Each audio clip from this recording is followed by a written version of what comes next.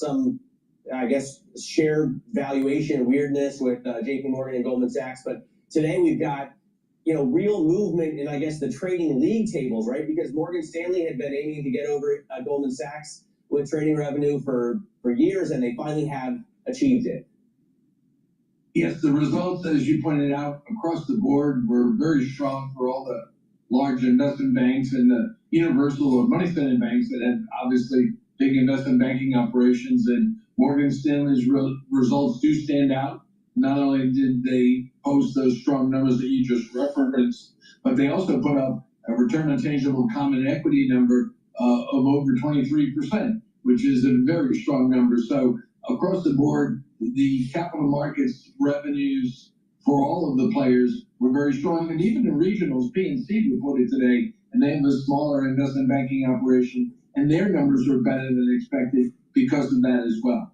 But PNC, it looks like they're paying too much for their deposits. For some reason, the shares fell, at least in the pre-market. No, that's fair. They had a greater mix of commercial deposits, and those rates were higher than your consumer deposits. And that was part of the reason that you saw some uptick there in the deposit rates. But we should also remember that it's also a timing issue. The Fed cut rates late in September, so the third quarter results don't really reflect the rate cut. And as that rate cut moves through on the deposit side, for all banks, including PNC, you'll see lower deposit costs in the fourth quarter and into next year. By the way, we have PNC year-to-date shares up now, down 5%. You haven't outperformed, so what kind of upside do you see there? We think there's real strong upside for all the regional banks, and the reason being is our view that the Fed is likely to cut rates another 25 to 50 basis points in the next 6 months, and this will steepen the yield curve, and that will be very positive for regional banks. And not only that, we think loan growth could pick up, particularly commercial loan growth. And regional banks tend to have 60 to 70% of the revenues coming from lending versus the money centers and the investment banks, of course. Then the money center case is closer to 55, 60%. So if we're right that the yield curve steepens and loan growth picks up, regional banks like PNC and others will certainly see better performance in the next 12 months. Morgan Stanley, on the other hand, up 32% year to date. You have a hold or a sector perform on that bank. You think the shares are overpriced at this point? And the challenge for and to be candid, we missed the run in Morgan Stanley, but when you look at the valuations of these companies, they're priced for peak performance, and they're delivering.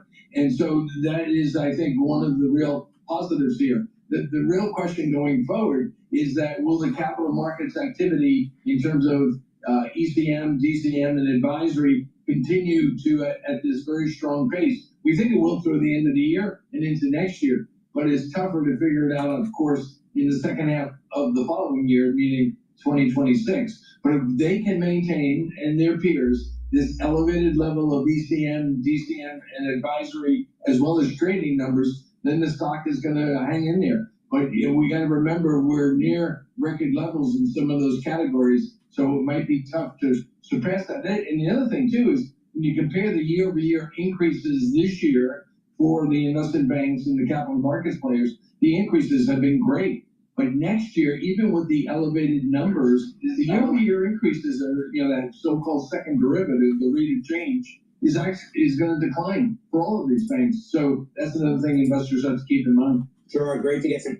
Hello, this is Dr. Paul Cottrell, and we are live streaming on Rumble, YouTube, on my website, the-studio-reykjavik.com, and simulcasting on X Spaces. Thank you for joining. I greatly appreciate it. If you like the content that I make, all this is for free.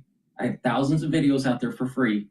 Please help support the work by going to the website and donating through Stripe, PayPal, or Buy Me a Coffee on the webpage. It's the-studio-reykjavik.com. All the links are in the description of this video and all my videos. I have 5 channels on YouTube. I have Brighteon, Bitchute, and Rumble. Please subscribe to all those channels. I have X and GETTR. You can follow me there. You can also be a subscriber to my Substack or Patreon channel. These are many ways to help support the work. Please share the links and ask your social media to follow me. I greatly appreciate it. If you pay attention to what I have to say, you will be able to navigate through tumultuous markets and improve your health and wellness. So thank you for joining. What we're going to do is listen in on Fox Live, Live Now Fox. They're talking to Mamdani. To education. We've seen time and time again this mayoral administration look to make it nearly impossible for the next one to fulfill so much of the laws that we are inheriting. And my first order of business will be to exhaust every single option we have in front of us. Last I checked, there are about 111 vacant positions in the school construction authority. How can we say what the fastest speed is of construction when we have positions that are intentionally being left vacant within that very entity? And so my job is going to be fill those positions, make it clear that we have a law that we have to follow through on. And I've appreciated the ways in which this chancellor has looked to fulfill that law in ways that are both required creativity and ingenuity. Now it's also important to have those ways be backed up by a mayor who is looking to actually utilize the capital budget and public capacity to ensure that we're fulfilling the law. Hi, I wanted to ask you, there's been significant shortage of paraprofessionals. I think, I forget the exact number, but I wanted to see if you wanted to address how you would address that shortage. I know the unions called for a larger pay raise that goes against the pattern of the labor agreement. But I don't know what you're thinking.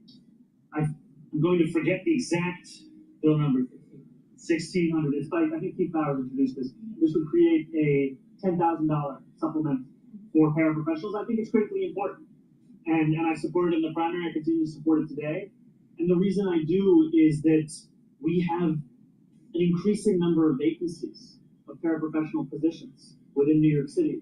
And part of this is because we are paying people a wage that they cannot afford to live in the city anymore.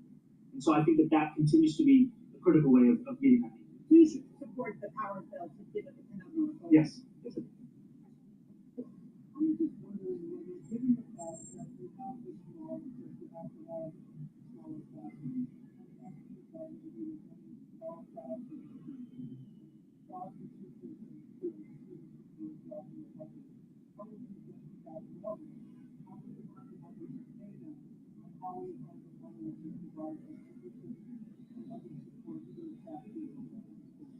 This is but one step that we are taking. Right? We've seen estimates of 7,000 teachers needed over the next few years, estimates as high as you're saying, 12,000. And what we need to do is every single year be expanding the capacity of teachers that we're hiring. This program, which would hire 1,000 teachers additionally every year, would cost $12 million. We will pay for that by saving additional money that we're currently spending in close to $10 billion in contracts. When I speak about these contracts, I'm also speaking about a system where you'll find different school districts procuring the exact same thing from sometimes the same vendors, sometimes different vendors. And the thing is that this is a classic guy that every time that he's asked a question, are you going to be supporting this? Are you going to be spending more money? Are you? Yeah. He's going to tax New Yorkers to death, and they're going to move out. All right. I want to play Altimeter CEO. He was being interviewed by CNBC. But before I do that, please go to my store, the-studio-reykjavik.com, and be prepared for the fall and the winter. It's really important, all right? This fall and winter is going to be problematic for ones that are living in the United States and worldwide, but definitely for the ones that can get my products in the United States. I think you need to stock up, all right? So we're going to talk about a few products that you need to stock up throughout this transmission today. One item that you really need to stock up on is the drops and the lozenges. The moment you have that throat irritation, you want to take the lozenges. You can get them in blueberry, honey and lemon, and cherry. Get a few bags for your household, for work, for home. You never know when you need it. And I have in stock elderberry zinc. All right? Get a few bags for your household. Really important. The reason why is the moment you have that throat irritation, by taking the lozenges, you're neutralizing and you're maintaining that barrier to prevent perturbing your epithelial lining. The mutations that have taken place attach to the epithelial lining. So you want to prevent that. By the moment you start having that throat irritation, you want to take the lozenges right away, all right? Now, daily, what you should be doing, and this will help to slow down the aging process and boost up your immune system, is to take the Max 35 or the Cleanse. Max 35 is 35 parts per million. Cleanse is 30 parts per million. They're at different price points. Take either one, but take it with take a teaspoon a day, swish it in your mouth, gargle about 20-30 seconds, then swallow. What that does is it neutralizes, it improves the health of the oral cavity and the oral pharynx. So you're neutralizing and you're improving the health of it. You're maintaining the mucosal barrier, and you're keeping your epithelial lining, especially in your oral pharynx, healthy. You're boosting up your immune system. You should be doing that every day. I've been doing this protocol for over 5 years. Now, if you're not feeling well or someone around you is not feeling well, take a tablespoon or 2 a day. Same thing, swish in your mouth, gargle about 20-30 seconds, and then swallow it. And again, this will improve the oral cavity and the oral pharynx and neutralize. Really important for you to pay attention to me. So please go to my store, get the Cleanse or the Max 35, and get the lozenges and drops, all right? The moment you have that throat irritation, knock it out. Knock it out right away. It's really important for you to pay attention to what I have to say here. Please go to my store, use discount 5, you get $5 off any order. All right, let's go to altimeter.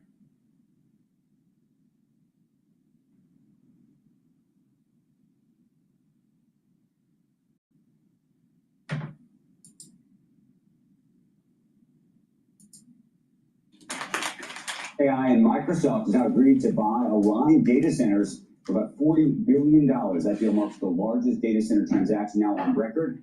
Orion operates in its planned capacity now of more than 5 gigawatts across 50 data centers. Transaction expected to close in the first half of 2026. And this is a nice way back into our conversation with you, Brad Gersner, about what is going on here. The opportunity set. $40 billion. So just a small $40 billion transaction, again, in the space that we're all talking about. Maybe to just provide some context here. The Manhattan Project was $4 billion. You inflation adjust that, that's $40 billion. It was 1% of GDP. So if you take 1% of GDP, that's 300 to 400 billion, okay? That was a government-funded project that had a big impact on the economy. The compute build-out that's going on now is 10x the Manhattan Project with no government funding, all privately funded by deals like the one you just heard announced, right? So this is when you think about the tailwinds in the economy, right, as we head into 2026, think about the stimulus of now a 10x Manhattan Project. Then we have this massive reindustrialization investment. You heard JP Morgan yesterday, $1.5 trillion. You heard Stellantis today talk about their $13 billion investment. Besson's talking about it at the White House today. A massive reindustrialization build out on the back of trillions from the Middle East, 550 billion from Japan, etc. So, and then you have this deregulation and the M&A wave that's coming on. So I think there's a lot of tailwinds for this economy. Yeah, it sounds like something that's hard to bet against. You know, the thing, short term, I agree with him, but here's the problem. And he might be right, but a lot of times history rhymes. And because he was talking about M&A deregulation, there's a new financial engineering product with individuals being able to invest through ETFs into private equity and private credit. So there's new financial engineering vehicles that individuals can put in their 401k or into their IRA. There's this big build out with the hyperscalers. It's very similar to, I would say, the railroads. So I'm not positive that everything is copacetic and we're going to see all the blossoming fruits of AI before the bubble burst, because investment is there's always over investment before the real economy takes benefit of what was built out. In almost all cases.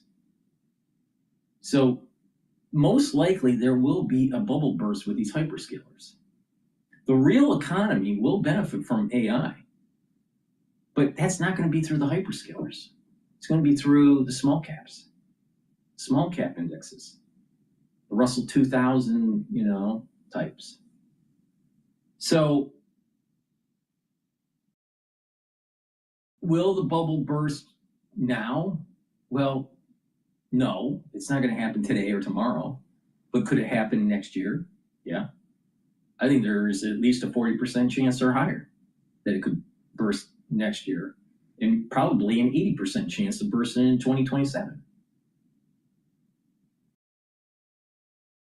Could it go up a little bit more? Yeah, but I'm a little concerned that a lot of ETFs that are investing in the S&P 500, that are kind of tied to the S&P 500, a lot of them are leveraged to, they're a little bit more heavier weighted with the hyperscalers, the Mag 7. Well, they're going to get clobbered. That's where the bubble's going to burst. But will it happen right now? No. Is there still a leg up? Yeah. Was that tariff news from Trump on Friday the beginnings of the bubble? No, I don't think so. But because of all these different things that are happening, on top of the doom loop in the UK, the doom loop in France, the tariff wars, what's going to happen in the Pacific in terms of Taiwan, what's going on with Ukraine, will the peace be maintained in the Middle East? These are all unknowns. So I am bullish in terms of the overall long-term economy for the United States. Absolutely. I agree with them. But will it burst before we see the real benefits? Probably. So I have trepidation with the Mag 7 in 2006 and 2007. I'm sorry, not 2006, 2000. I have trepidation in the Mag 7 for 2026 and 2027. That's what I meant. So, and it's interesting I say that because 2007 and 2008 was during the whole Lehman issue. All right, so but 2026 and 2027, I have trepidation for the Mag 7. Because these PE, the PEs, the price per earnings, the price of the stock to the earnings, they're too high. They're way too high. Way too high. They're talking about NVIDIA being, multiples of trillions of dollars in worth. Really? This quick? Something doesn't seem right. Something doesn't seem right. So that's my take on it. But I could see his take, but he's looking at it more long term. But also, you got to remember, he's heavily invested in this. Is he going to say that the bubble's going to burst when he's heavily invested? Of course not. Of course not. But have trepidation in the Mag 7 in 2026 and 2027.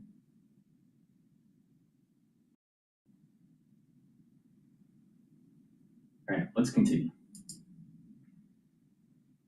That's right. And you're doing it in a moment in time that the rate, that rates are coming down. And we talked at the beginning of the year. I remember I was on here in March, and you guys said, which way are you going with the markets? And I said, listen, if we follow Navarro down the $2.5 trillion tariff path, I can't be on board with that. And we had taken down our exposures in the market. I said, but if we land the plane on the best in consensus, $350 billion of tariffs, right, which includes, China, if we get the big bill done and we extend tax cuts, then we could be in a rate cutting cycle by the end of the year, and we're at the beginning of this AI super cycle. And when you look at all this, again, you have to give the president credit.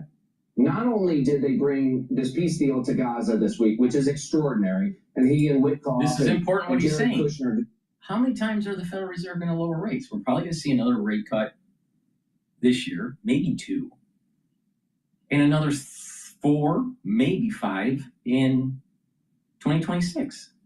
But once the rate cut starts to hint that it's going to slow down and it's just going to stay, don't you think that's when the bubble is going to burst? Because they're going to have to, that would be a time where you might going to have to raise rates. So we're talking about the end of 2026, the beginning of 2027, where the bubble may burst. This coincides with what I was saying about Rosh Hashanah, September 11th, 2026. The shofar's not blown because it's on Shabbos. Well, that's going to be a curse on the earth. The earth, there's always a curse that takes place when the shofar is not blown on the Shabbos. Now, that curse could be at a personal level, it could be at a nationwide level, or it could be at a worldwide level. We just don't know what level it may be at. But it always happens, always. So when you look at all of these different things with the mosaic, there's a high probability that something bad's going to happen in 2026 into 2027, which plays right into what he's saying. Oh, there's a super cycle because the Federal Reserve is going to cut rates. When are they going to stop cutting rates? That's the better question. And when they stop cutting rates, what does that mean for the super cycle? On top of, and the thing is that when you have financial engineering and deregulation, that speeds up the bursting of the bubble. Because people are leveraged and things you start having problems in the market, and then they have to deleverage and there's a big sell-off. And it's asymmetric. It goes down quicker than it goes up.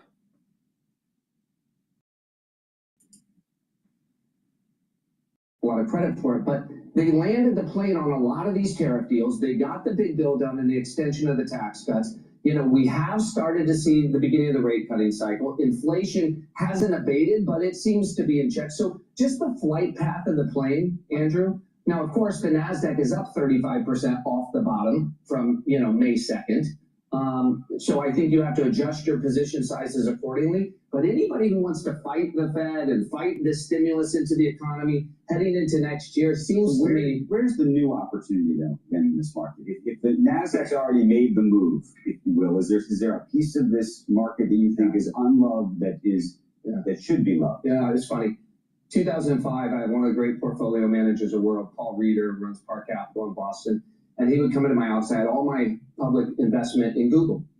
And Google would go up, and he would come in and say, well, what are we going to do next? I would say, buy more Google, right? Oftentimes, the best ideas are your current ideas, are the last ideas, right? When I look at NVIDIA over the course of the next 3 or 4 years, it's going to continue to compound. Why? Because the things we just talked about, you got to build out this compute. Don't trust, just Sam Altman. If you listen to Satya Nadella, if you listen to Sundar, if you listen to Hock Tan, if you listen to it, they will all tell you the same thing. We are going to be compute constrained for the next several years, for certain, right? You had Greg Brockman on yesterday. Greg said if we had 10x more compute, I don't know if we'd have 10x more revenue at OpenAI, but we'd have a lot more revenue. The fact of the matter is this is an existential, not only an economic security matter, but a national security matter, right? We have to keep up in the AI race. So this is going to get built out. So I think you can continue to invest along the compute spectrum. Help me with one thing, and it was the tease before the 8 o'clock hour. There are some folks who say, how can I play OpenAI? I can't get access to this private company and their shares, but I can backdoor this potentially by owning either SoftBank, which obviously owns a piece of this, and Microsoft, which owns a piece of this, and we'll see obviously when and if OpenAI ultimately goes public. So we are investors in Microsoft and SoftBank in part for that reason. Okay. I think Microsoft in particular is really misunderstood how much they're benefiting from the present moment. I'm going to Satya on the BG2 pod coming up, and we'll explore that in depth. But one of the things I would say on that is, like, I think there's still this underappreciation for the massive, for this massive build out that's going on. If you think that's going to occur, right, then SoftBank and Microsoft will continue to be big winners with those tailwinds. Build a website you love with Wix.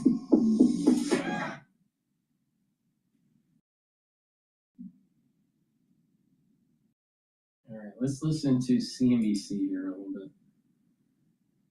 Walmart teaming up with OpenAI to allow users to make purchases directly on ChatGPT. Joining us now is more on the rise of agentic commerce and its impact on the tech sector. Mark Mahaney, Evercore ISI, head of internet research. We can talk about this. We can talk about a lot of the recent scuttlebutt surrounding AI. It's moving forward. It's unstoppable, obviously.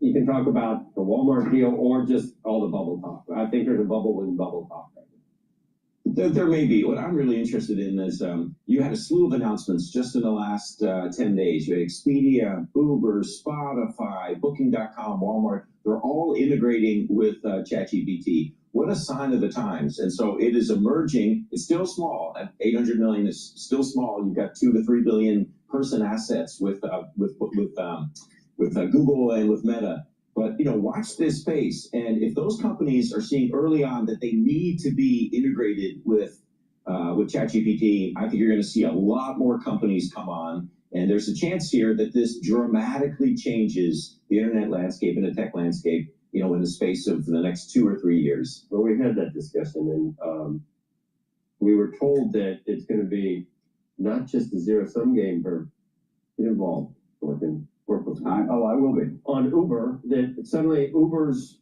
ride-hailing business is going to double because they're on ChatGPT. Why isn't it just people going to ChatGPT instead of doing it the old way for Uber? Why will the companies that are maybe they need to be there to not lose business, but are they going to be able to add 20, 30, 40% to their business by just being on the AI? No, I think that's silly. No, but could it be? Who made that point? What's the dude's name? But there could be incremental traffic. That's what's important. And you at your book party. I saw him at your book party. You were arguing with him about what's the name of a Kinsey guy? Oh, McElwolf. Yeah.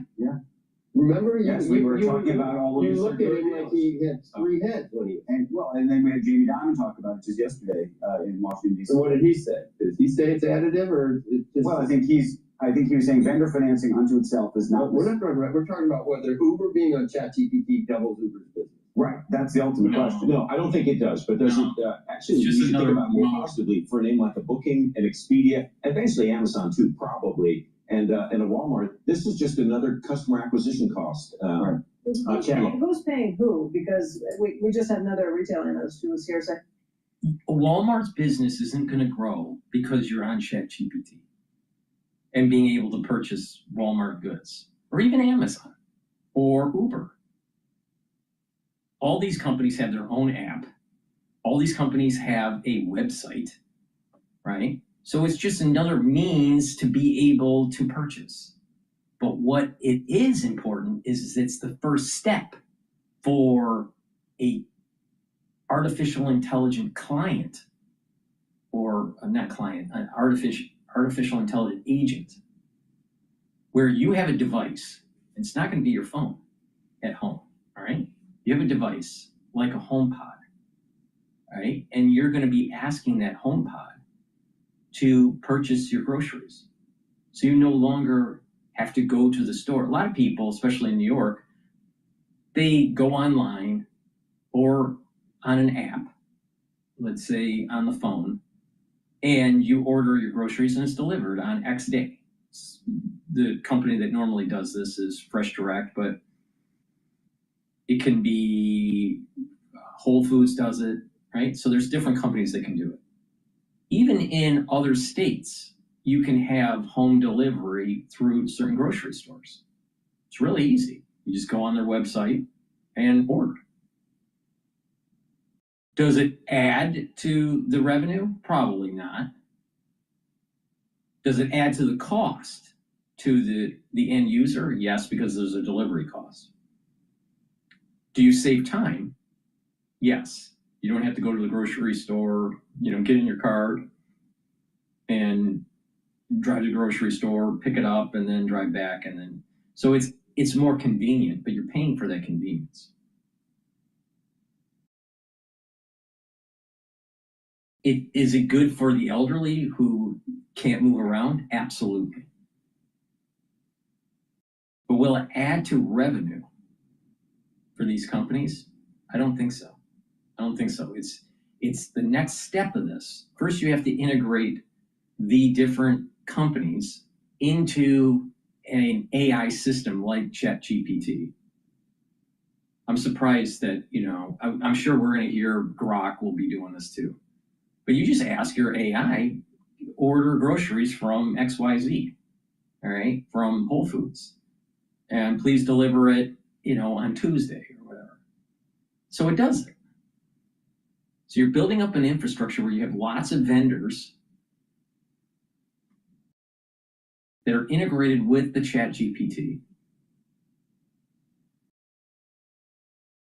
The next step is to actually have a physical device that's more like a HomePod or a robot. And I think this is what Apple's trying to do with this, what they call a desktop robot. That this is going to actually be an AI agent, where it's starting to do things for you. At the very beginning, it's going to be booking your flights, booking your hotels, ordering groceries, maybe making a doctor's appointment, all this stuff.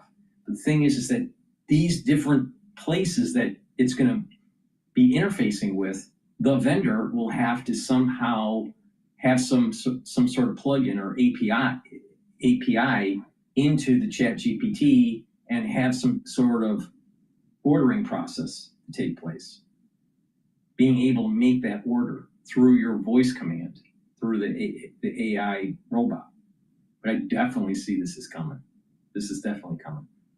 But will it be additive? No, if it is, it's very small amount. Because you're already, the number of people that are going to use Expedia to purchase travel or the grocery store around you to deliver, that's pretty much fixed.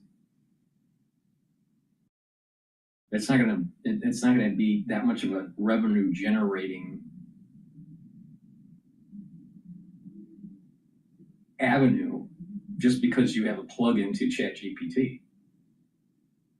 But it will add to convenience.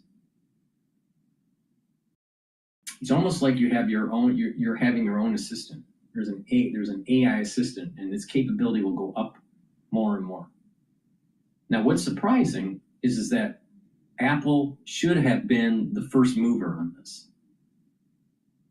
not OpenAI. That's surprising. Tim Cook really dropped the ball on this one. Look, these retailers were all slow when the internet first launched. They let all these e-retailers come in and eat their lunch. They don't want to get caught in the cold again. Are they paying ChatGPT for this, and is it a lot of money? Eventually they will. I think what ChatGPT is going to do is, this is like Mark Zuckerberg in private. Build out the user base, build out the engagement, and charge them, but a lot later. I don't think they're going to really lean into monetization. It's just say, yeah, we want to be everywhere. Until they got 2 billion users, and I think that's when they'll start. Right. So once to charge everybody. So the question is whose revenue is increasing? Is it Whole Foods revenue increasing? No, because you're ordering, and you can do a pickup, so you don't have to do a delivery, but you're ordering through this agent that's plugged into ChatGPT. If it's a delivery, the end user, the customer, is going to have to pay the delivery cost plus the cost of the groceries. It's free to do, right? If it costs money to do this, no one would adopt it. No end user would use it. Now, the revenue stream for ChatGPT could be down the line in the future. They charge end users similar to Amazon Prime, where you have ChatGPT Prime, where it gives you this functionality, and you have to pay a monthly fee or an annual fee. Or what they may do is that to be plugged in, they charge a much larger fee to the enterprise, like an enterprise fee, to allow for these companies to be plugged in to their prompt. Charging Walmart, let's say in the future, $1 million a year or whatever it is, right? Or probably a transaction fee where it's a certain percentage. And that certain percentage of the actual purchase, they get a cut of it, which is like a tax. And then what will happen is that'll be passed on to the end user eventually. But it's nominal. It's a nominal fee. So there's a lot of different ways that this can be done. Charging the end user some sort of prime, or charging the enterprise, or through some sort of annual fee, or we have a nominal fee charge. So let's continue. Monetization. So that's still another year or two. If you were ChatGPT and you had unlimited access to capital, unlimited access to infrastructure, why would you try to screw anything up by trying to monetize now? Wait, build up the traffic, build up the engagement. But the other side here is agentic commerce is coming. It doesn't mean it only occurs on ChatGPT. All of these, Amazon, all of these major platforms. That sounds very monopolistic, what you were describing. We're going to let everybody come play with us, and as soon as we can, as soon as they need us more than we need them, we're going to turn on the screws and ramp it up. Turn on the screws, charge people. I don't know. I sort of view that. I mean, this is kind of what Meta. Think about this is what Meta did. You know, you use stories or you use threads and just build up the traffic, and then later on monetize. But first, build up the traffic, build up the engagement. But Meta is using advertising revenue, not charging the user. I mean, I don't use Facebook anymore, but I mean, so their business model is based on advertising. Now, will ChatGPT use this information and get ad revenue and sell this user data similar to Google? That might be another way to monetize. But if the end user has to pay a monthly fee like Prime, like Amazon Prime, I don't think they'll do it. I don't think that people will use it.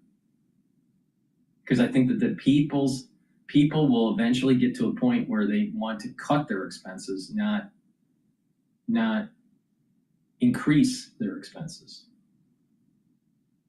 Subscription fees don't last. That's something that won't last, I don't think. So there's many ways that ChatGPT could make money. OpenAI could make money on this. Nominal fee is probably the best,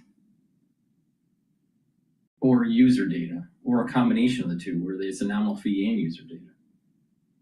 But if there is a lot of money to be made in it, then there's going to be other prompts. Gemini, Google will build something that's similar, or it already has. But I mean, but it will compete in this arena. Will Apple build something that's similar? It probably needs to, but the way Apple works is they're probably going to partner with someone like Google or OpenAI.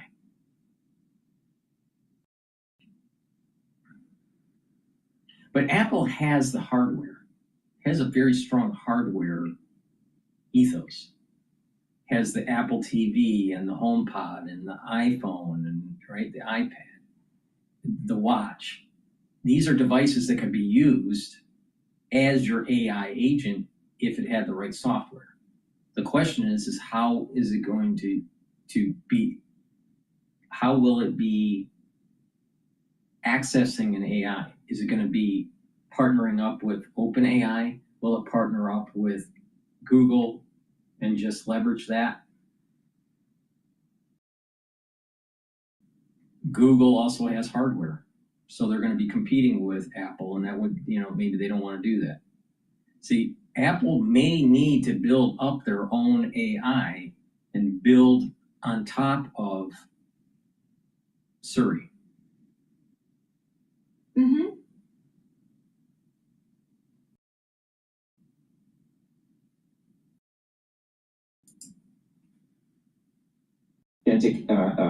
agentic commerce capabilities. You have to make sure that when I go to Uber, it's personalized, and I don't have to always go through the same prompts. Like, they should be able to automate it a lot better, personalize a lot better. All of these e-commerce experiences, these transaction experiences, need to be agentified, and I think they will be, by the way. So there's not just one agentic commerce winner. There can be multiple ones, but companies need to make sure they invest in that technology now. There's some companies that are doing a great job of this. You look at Amazon with this Rufus technology that they have. Like, they're trying to look how much information Amazon has about you. They should be able to much better personalize the shopping experience, and I think they will. So anyway, I think that's the challenge. Going back to the issue, I think that we were talking to Michael Wolf about vendor financing. Yes. No, we'll take the vendor financing piece out of that. We'll come back to that in a second. Just given that this is going to happen, how much can it grow the market for these players, or is it just a replacement? Oh, I'm sure there's some incremental growth. I'll just step back. I don't think it's incremental growth. I don't think it's incremental. I don't think it's incremental growth. If you do see on the P&L incremental revenue, it may be just natural. So if you there's data showing pre-AI, right, for Walmart, and when you look at years of data, you get an average growth rate. Yeah, there's an average growth rate. You can look at it in maybe a 10-year or 20-year window, maybe even also take a look at the average 5-year growth rate, right? And they may be different. But you take a look at maybe the last 10 years and the last 5 years growth rate, pre-AI integration, and then take a look at the AI integration, and I'm willing to bet that it's probably close to the 5-year pre-growth rate. I don't think there's going to be that much growth rate. This is a different means. What's happening is that we're seeing the beginnings of getting rid of the phone. The phone is going to be obsolete, well, which it should. It should be. Now the question is how do people communicate? And it may be actually devices like a watch, or maybe even something like Star Trek, where it's like a piece of jewelry or something that's put on a shirt, like a brooch or something like that, or maybe even a necklace or a ring. I personally don't like the watch because I think that these like Apple Watch type devices, they're not that well designed. Right? So I'd prefer an older watch, something that looks like a watch, right? Something that's pre-digital, right? Something that, preferably if you can wind it up, is even better. But an older watch, more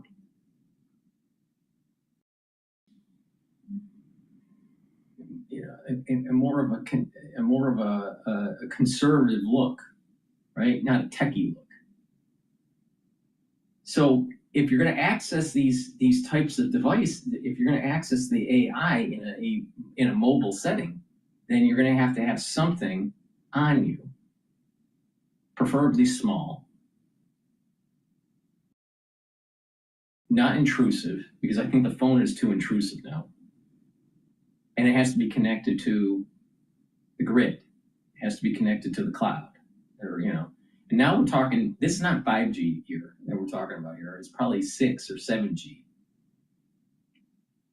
So this is going to take a couple of more iterations in mobile technology before we get there. Economy over the last 20 years. Google made it bigger because it just made it more efficient for consumers and merchants and small businesses to meet up. ChatGPT is going to do the same thing. It'll be an accelerator. It's not going to But an accelerator for No, he's wrong. He's wrong. He's absolutely wrong. Because people are already using digital. They're using their phones. They're using the web. They're using apps compared to going to brick and mortar. So if you use ChatGPT, it's not going to be a big jump like it was during the internet days to purchase groceries or to book a flight, because all of your flights now are through the internet. So if you go through the internet on a web page, or an internet through an app, or an internet through ChatGPT, how's it any different? The end user doesn't care. It's the same thing. So how's it going to be additive? It's not going to be additive. Come on. What an idiot. For Lyft is accelerated for everybody, because then you're saying the entire pie is getting bigger. No, the pie's not going to get You see what I'm saying? Yes, I do. Meaning, I assume you can either go to a restaurant and you can use OpenTable for that, or you could use, Maybe DoorDash to bring you the food. Well, I use the internet analogy. If you didn't figure out how to service customers, how to interact with customers on the internet, you were going to lose market share. I think the internet and agentic commerce and AI is going to increase the overall size of the market, but it's going to create the winners and losers. No. He's wrong. He's wrong, because you don't need the AI, and you can still reach your customers through the internet. And if you're a company that hasn't made that jump yet, they can just make that jump now. It's not going to be that. Most people have already made that jump, but because if you do the ChatGPT, you're still going to need a website. You're still going to need. You're probably going to have an app. You're probably going to people are going to use their phone or use their desktop or their laptop or maybe even an AI device. But will that change? Will that grow the revenue for the company? Most likely not. Because if they're going to purchase, let's say it's Amazon, or a better example would be, let's say Delta Airlines, all right? You're buying, you could call, the olden days you would have to call a travel agent, right? Or call, on the phone. Then there was something called the internet, all right? And then people were able to purchase on Delta's website or through Expedia or whatever, all right? Some sort of internet travel agency.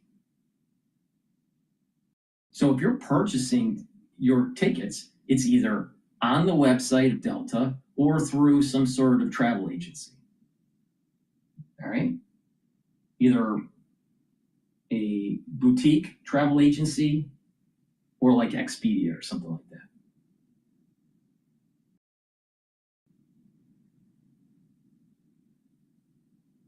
And let's say that you have a relatively fixed population for the next 5 years. And all these companies out there, every single company out there increased it added to their ordering system. You can order their goods or services on ChatGPT. Let's just say in this perfect world, all companies have integrated it. Do you think Delta is actually going to have more people purchasing tickets for their plane because ChatGPT? That's what this guy's saying. No. Now let's look at Whole Foods. Do you think people will buy more at Whole Foods because you can order on ChatGPT? No. You may have less people that are actually going to Whole Foods to pick it up. Maybe more deliveries, but will you have more sales? Most likely not. Now, compare it to a company, let's say a hardware store, that doesn't, it's a mom and pop shop hardware store, all right? And it's not on the internet, and it's in a small town. And they decide that they're going to go e-commerce. So they open up a website. And they also, this website has ChatGPT ordering too, that you can order through ChatGPT to this hardware store. Would the hardware store's revenues go up? Yes. But how many hardware stores that are mom and pop that don't have an internet, that aren't e-commerce now? Almost all businesses are e-commerce now. So it's not going to be that additive. It's a replacement. The question is like, for example, you started to see it in hardware. When the iPad came out, Apple was looking at how many people were using their laptops. And they noticed that laptop usage started to drop when iPads came out. So the iPad usage went up, laptops went down. All right? So that was the use of a device. Now, why was that? Because it's more portable. It's easier. People wanted to consume content, not really create content. All right. Now, if you're ordering and it's e-commerce, right? You can order through the internet. You can order through an app. You can order through, let's say, in the world of ChatGPT, these vendors are integrated. Does it really matter which one you use? Whichever is the most convenient. But the number of users aren't going to change. Why would the number of users change? The pie doesn't grow. Now, if you're a first mover and you want to be, and you're a consumer that wants to, do things differently than everybody else, and you may get more revenue because people are using the ChatGPT for that vendor and a competitor doesn't have it, maybe you might see a little bit of that. But once all the competitors are using it, then it's going to be a price war. So if there is an additive, it is going to be fleeting because of competition. But I don't see it being that big of a deal, because if a company that you're buying a product that's cheaper and you can buy it through an app or through the internet and not ChatGPT versus a competitor that has the ChatGPT app and the website, and you order that, all right, but it's more expensive, which one are you going to go to? You're going to go to the website and just order the less expensive one. So it's not going to grow the pie. I don't see how it can grow the pie. Now, what people have noticed is that individuals stop using because of the screen so small on a phone, they stop using the website, and they may go and use the Whole Foods app.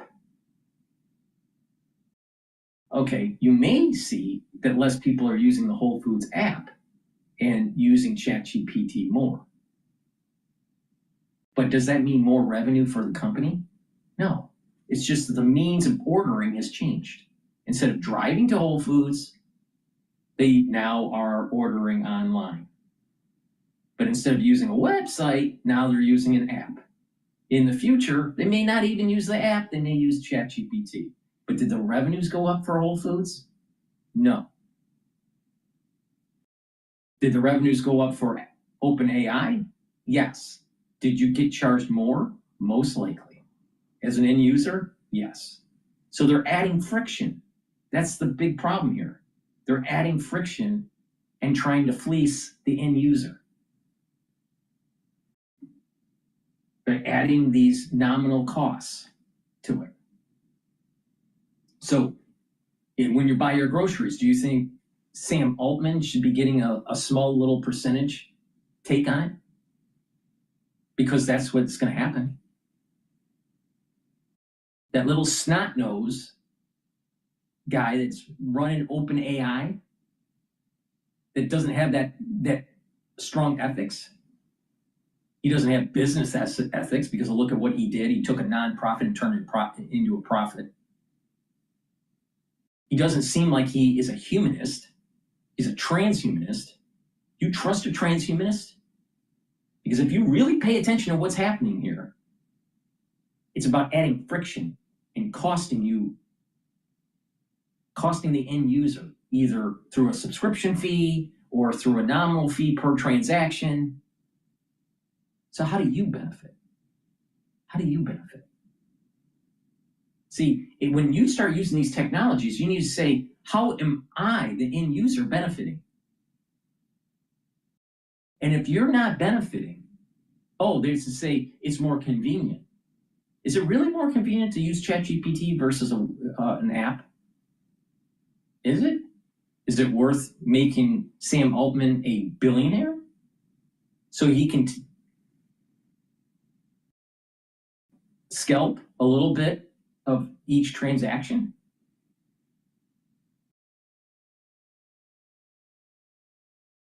I would say not.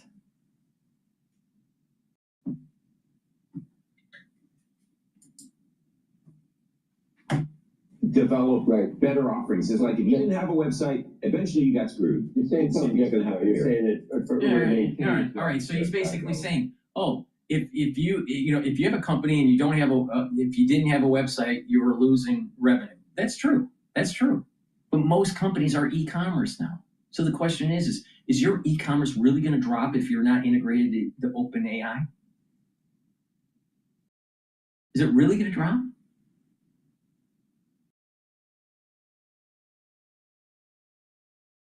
Is it really going to change? Probably not. Because there's so many different modalities that these people can use. An app, a website. Now the thing is that what happens when less people log into the internet and they just voice command it to an AI system and they don't use their phone as often or it's totally eliminated? That's a different story. But we are talking 20 years down the road when that happens. There may be a time where the internet's not used anymore. We just talk it. We talk into the cloud, and the cloud speaks back. Right? It may be, this is an interesting philosophical thought that I have here that I may do another video on. But let me go on a tangent here. What if the philosophers of Greece and their philosophical discussion, especially with Socrates in Plato's Republic, is talking about the perfect city, and eventually it starts talking about the aristocracy going all the way to tyranny?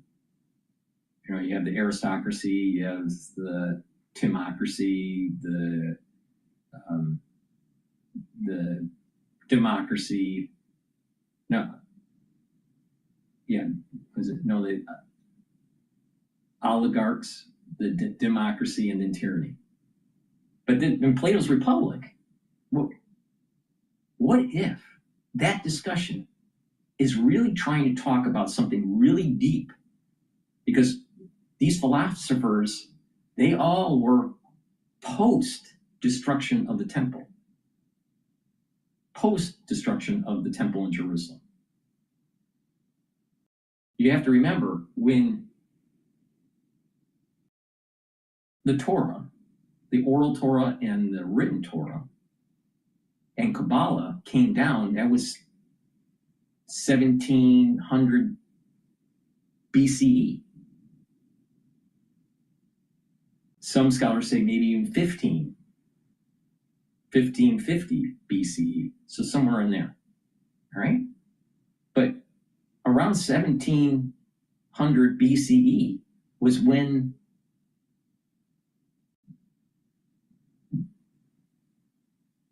Mount Sinai happened.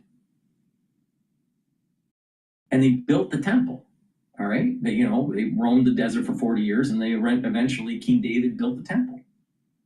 So we're talking about the destruction of the temple is like 900 or something like that BCE. Socrates and Plato, we're talking 490 BCE. Something like that. So there was like 400 years or more that traversed before Socrates, from the destruction of the temple before Socrates. So if you really think about this, some of the thoughts that they were having in the Republic, in Plato's Republic, about the perfect city, they may have been actually trying to describe to people what a messianic era may be. And that if you don't have a perfect city, how it degrades into tyranny. That they were actually discussing something that used to exist.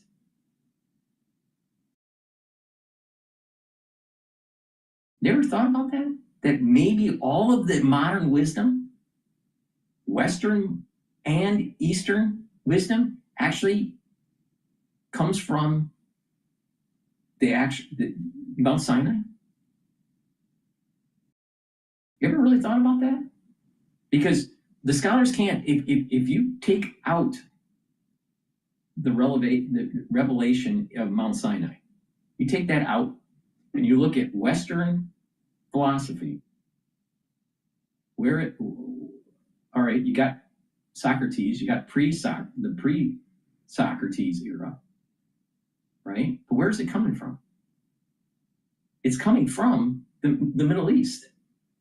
It's coming from this revelation that took place. So, okay. Then the temple is destroyed and there is a lost knowledge. And then you have the Greeks. This is my take on it. The Greeks are now trying to figure this out.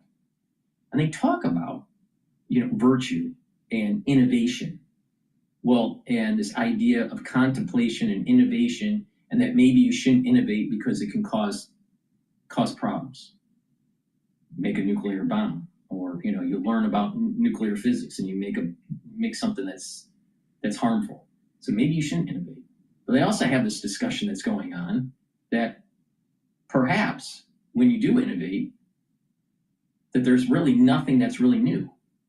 There's nothing new under the sun, as what I think Solomon said. And this whole idea of the philosopher king, doesn't that sound like Solomon? King Solomon? The most wise individual ever to live? So it's almost like they're trying to rediscover something that was lost. And they're thinking it through. And they talk about this innovation.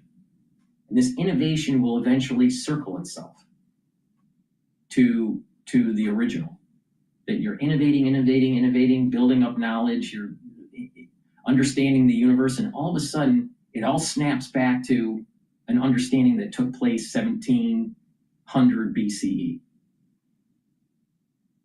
This is what the Western philosophers were contemplating. So, okay, so I went on a tangent there, and I'm not even sure why I went on a tangent. Oh, so you have devices that are being used, the phone, right? That have been, and the internet, we may not use anymore. And we're just speaking to the AI. And the AI ends up becoming a robot, a humanoid.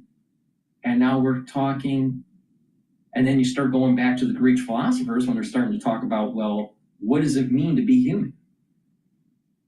Well, if you're surrounded by humanoids, that is a very important philosophical question that most people will be asking.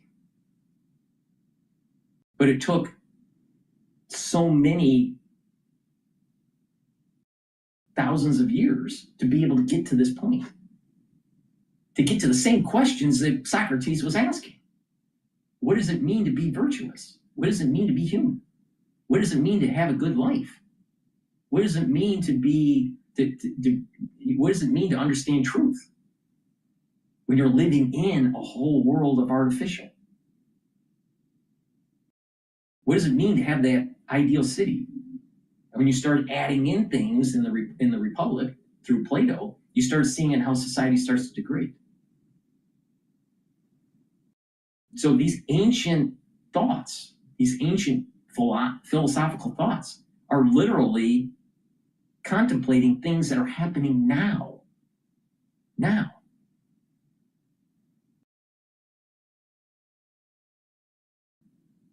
So you step back and go, is it really? Okay, so we have people not logging into the internet as often in the future, not using their phones.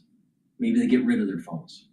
They're using devices that are ubiquitous, non-intrusive AI that's tied into the cloud.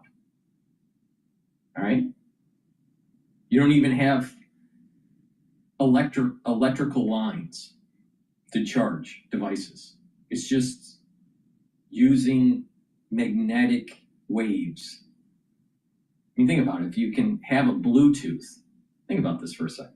If you can have a Bluetooth, right, that can pulse a motor, and that motor can move based on an instruction from Bluetooth or some sort of frequency, and it's moving. then by it moving, it can charge the device. So you no longer have wires. You do have electricity, but it's used differently. Now, some people would say maybe you're getting into the whole 0-point energy thing and all this, but but the thing is that there's ways seemingly to be able to charge devices where you're not plugged into a wall. Well, when you make these devices smaller, you're dealing with a world you're dealing with devices that are non-intrusive.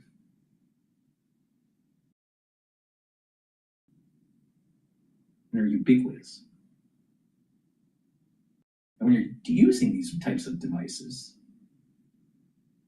it's almost like you're now living in a pre-internet day. You're living in a pre-computer age day, even though everything around you is computerized. You just don't know. You just don't. You don't. It's not. Let's say, for example, you have a bionic eye. I'm against transhumanism, but let's say you have a bionic eye. Do you really need a TV anymore? You would just get the radio frequency or some sort of frequency into the bionic eye, and you see the TV, or you see the internet. So will we need computers in the future? No. Will we still have a computerized age? Yes. But would you be able to distinguish it from pre-computer age? No. You won't be able to distinguish it. Because it'll get so good that it's like nature. It's a mimic of nature. All right. Apologize for digressing there. On ChatGPT, it's not going to double its market share. It's just maybe Expedia, because people probably, if you could just. In terms of going back to the finances, who will benefit is ChatGPT. They're trying to get revenue from the enterprise, subscription revenue from the end user, and potentially even nominal transactional fees of all your purchases. And then maybe sell your data too on the top of it. Now, for convenience, at this moment in time, we can opt out because we can order things on the internet, on apps. You can go to the store.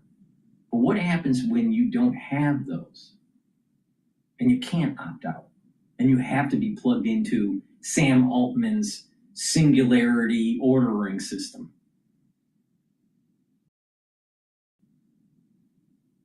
There's the problem.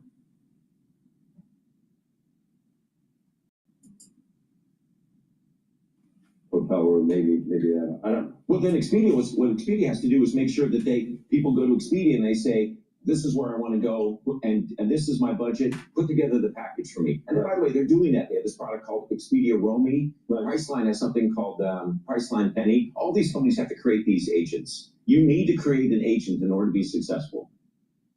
And where do you land on the vendor financing piece of this, the sort of round tripping? It's getting tricky. I'm not sure how I can come out on it, but there's not red flags here, but there's some orange flags. And you better be careful about who you've set up your vendor financing deals with. There's a few companies where it should be relatively safe. I think OpenAI is. I think they've got access. I don't know any. I think they've got almost limitless access to capital at this point. They maintain the kind of growth that they're doing, and if they're rolling out the products that they're rolling out are extraordinarily good. SOAR 2, for example, and we're going to have, I know Brad Gersman's coming on a little bit. I was just chatting with him. I mean, ChatGPT 6 is coming out before the end of the year, and I just think we're going to see these step function improvements in the product. If you do that, and you're in the OpenAI ecosystem, you're. I don't know. All right, we're going to talk about Mamdani a little bit, but before we do that, please go to my store, the-studio-reykjavik.com. and get the structural nano silver soaps. These are very high quality soaps. You should be using them every day, but especially for the fall and winter. Why? Because they're high quality soaps that have structural nano silver. Now, charcoal tea tree, lemongrass, very high quality. You can also get the peppermint and lavender. Get a few bars for your household. Help support the work that I do. and help support your health and wellness. And I think that if you really think about what I was saying about Plato's Republic and what does it mean, in terms of living in an artificial world, in an artificial intelligence world, yeah, at the very beginning it may be beneficial, but eventually it starts to clamp down on your freedoms. It's a surveillance technology. I mean, I used to be an automotive engineer, all right? And I'll tell you what, when you look at these cars, right, most of the dashboard with these flat screens, especially in the center cockpit module, it's an inorganic design. It doesn't even flow right into the dashboard. And it has all these electronics that if it goes bad, what do? Who's going to fix it? There's something about the aesthetic of the old, right? And it's cheaper. You get these cars that should be only $25,000, $30,000, selling for $75,000. Why? Because it has all this electronics crap in it that you really don't need. So I do see that there's going to be an age where people will want to strip it down. That they'll want to go back to a cool looking, but almost retro interior. Fresh surfaces, but retro interior. Non-technical interior. Please go to my store, the-studio-reykjavik.com, and get the structural nano silver toothpaste. This will whiten your teeth, freshen your breath, help with the health of your gum line, bring down inflammation at the gum line. It has no fluoride. You should use this every day. It's a very high quality toothpaste, but especially for the fall and the winter. Why? Because it neutralizes. And you're going to want that if you're not feeling well during the fall and the winter, or someone around you is not feeling well. You better get prepared, because the fall and winter in the United States is not going to be pretty. All right, let's listen to Mamdani here.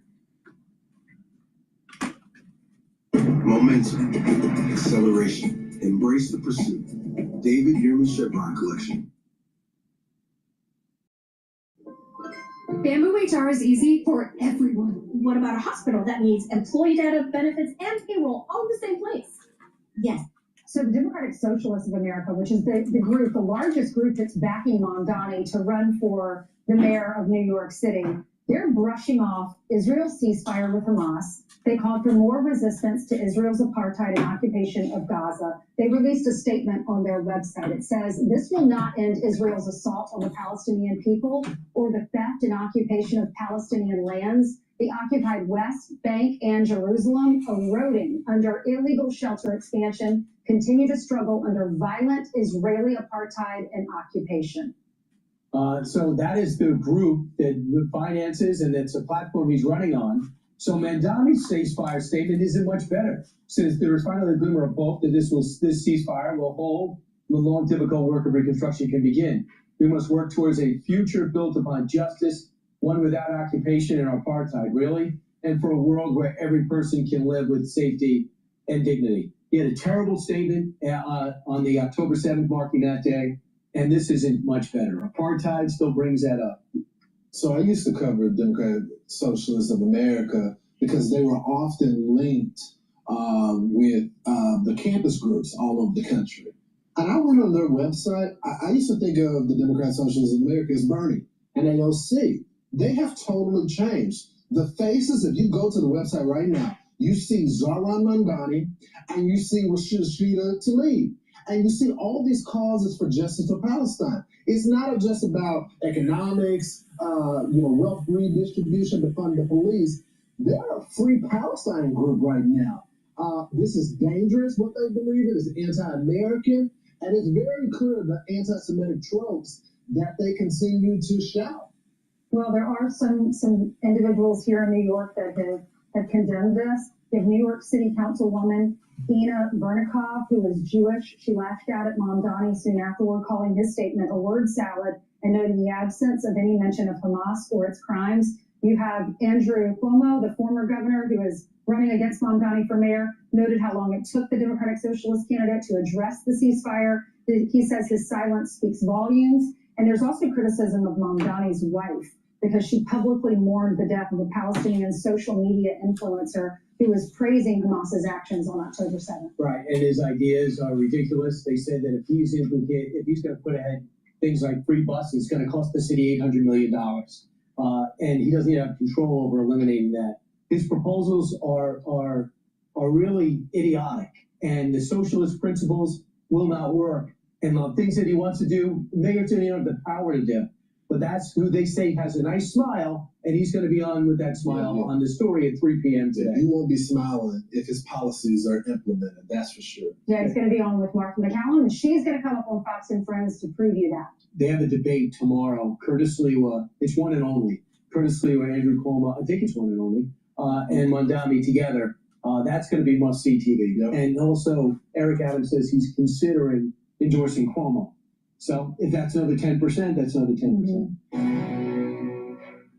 A Democratic Socialist group that is backing Zoran Mamdani, his run for mayor, is condemning the Gaza ceasefire, saying, quote, "This will not end Israel's assault on the Palestinian people or the theft and occupation of the Palestinian lands.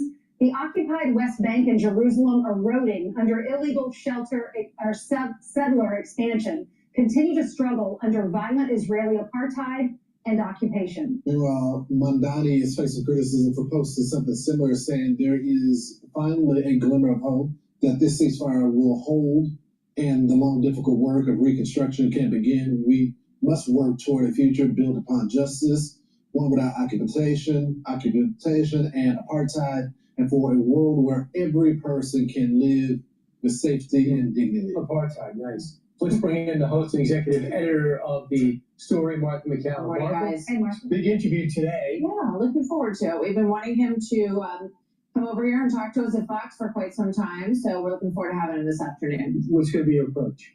Well, they have a huge debate tomorrow night, and he's going to be grilled on a lot of the issues that we have just been bringing up. Obviously, there's news things that are happening with regard to Gaza that you guys are just reporting, and we'd like to get his feedback on that. Also, I think we want to talk about public safety. We want to talk about the economy, the things that are really compelling and will be the work that he has in front of him if he's elected. He's ahead by 13 points right now. So, obviously, Cuomo is hoping that this is going to be a big night to shift this dynamic.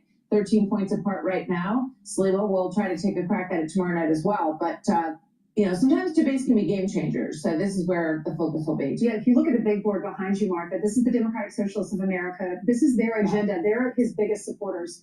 Get rid of mandatory minimum prison sentences, close ICE detention facilities, give health insurance to illegal immigrants. And the chapter leader said, quote, "Our endorsed candidates are expected to follow the will of the membership." That's exactly right. And, you look at AOC, you look at Bernie Sanders, you look at Mamdani, they want to be the future of politics in New York City and beyond. This is the largest capitalist center in the world. Think about it. New York Think City. about it. Think about it. What did Plato say in the Republic? Through democracy, you got to remember what a democracy really is. We really have a constitutional republic at the federal level, but if you have the will of the people, right, eventually it will degrade and go into tyranny. Aren't we seeing that, the beginnings of it in New York City? Now, New York is 400 years old. Or is it 400? It's around 400 years old. Is it more than that? No, it's 400. Yeah, it's 400 years old. So the thing is that it's taken 400 years, and now we're just about ready to have a tyrannical rule.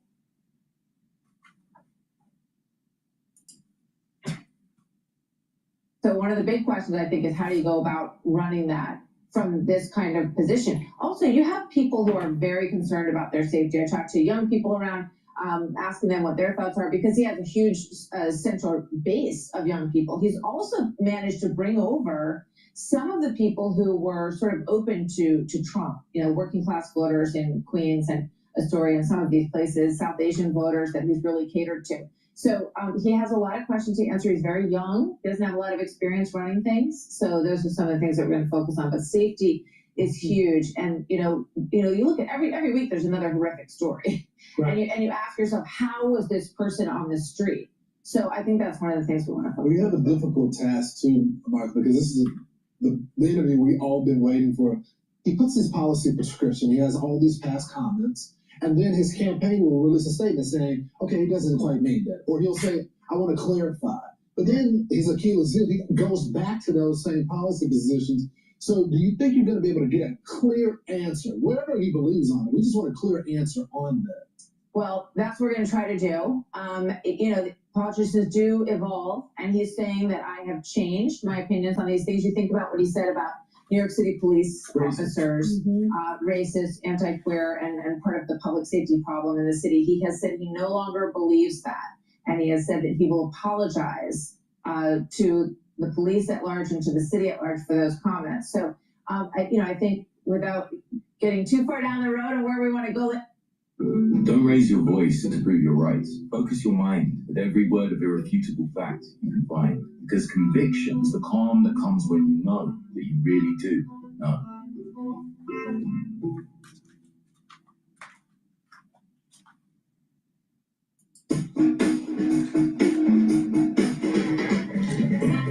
Please go to my store, the-studio-reykjavik.com, before the tyranny starts in New York City, and get the digestive enzyme complex. Why? You need the digestive enzyme complex to help with your pancreas. Why? Because the digestive enzyme complex will help to break up carbohydrates, proteins, and lipids. And therefore, there's less stress on the pancreas. And it helps you to digest. So it's less stress on your digestive system. It also has bromelain. Bromelain helps to break up clots. And it has the proteolytic enzymes to break up glycoproteins. This is going to be really important in the fall and the winter. Trust me.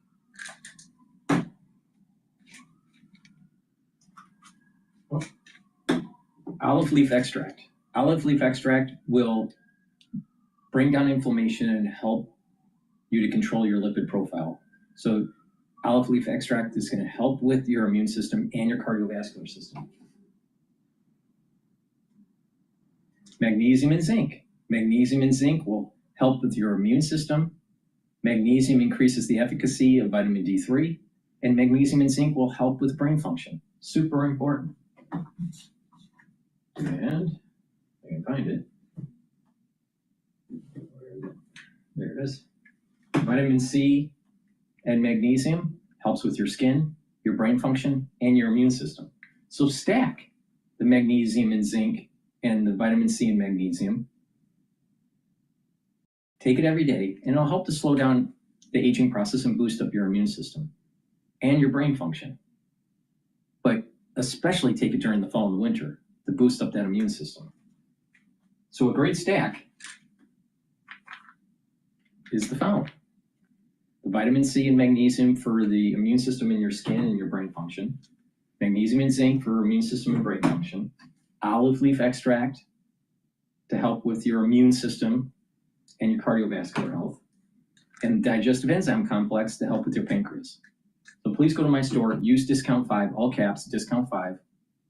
You get $5 off any order. Go to my website. The link is in the description of this video. It's the-studio-reykjavik.com.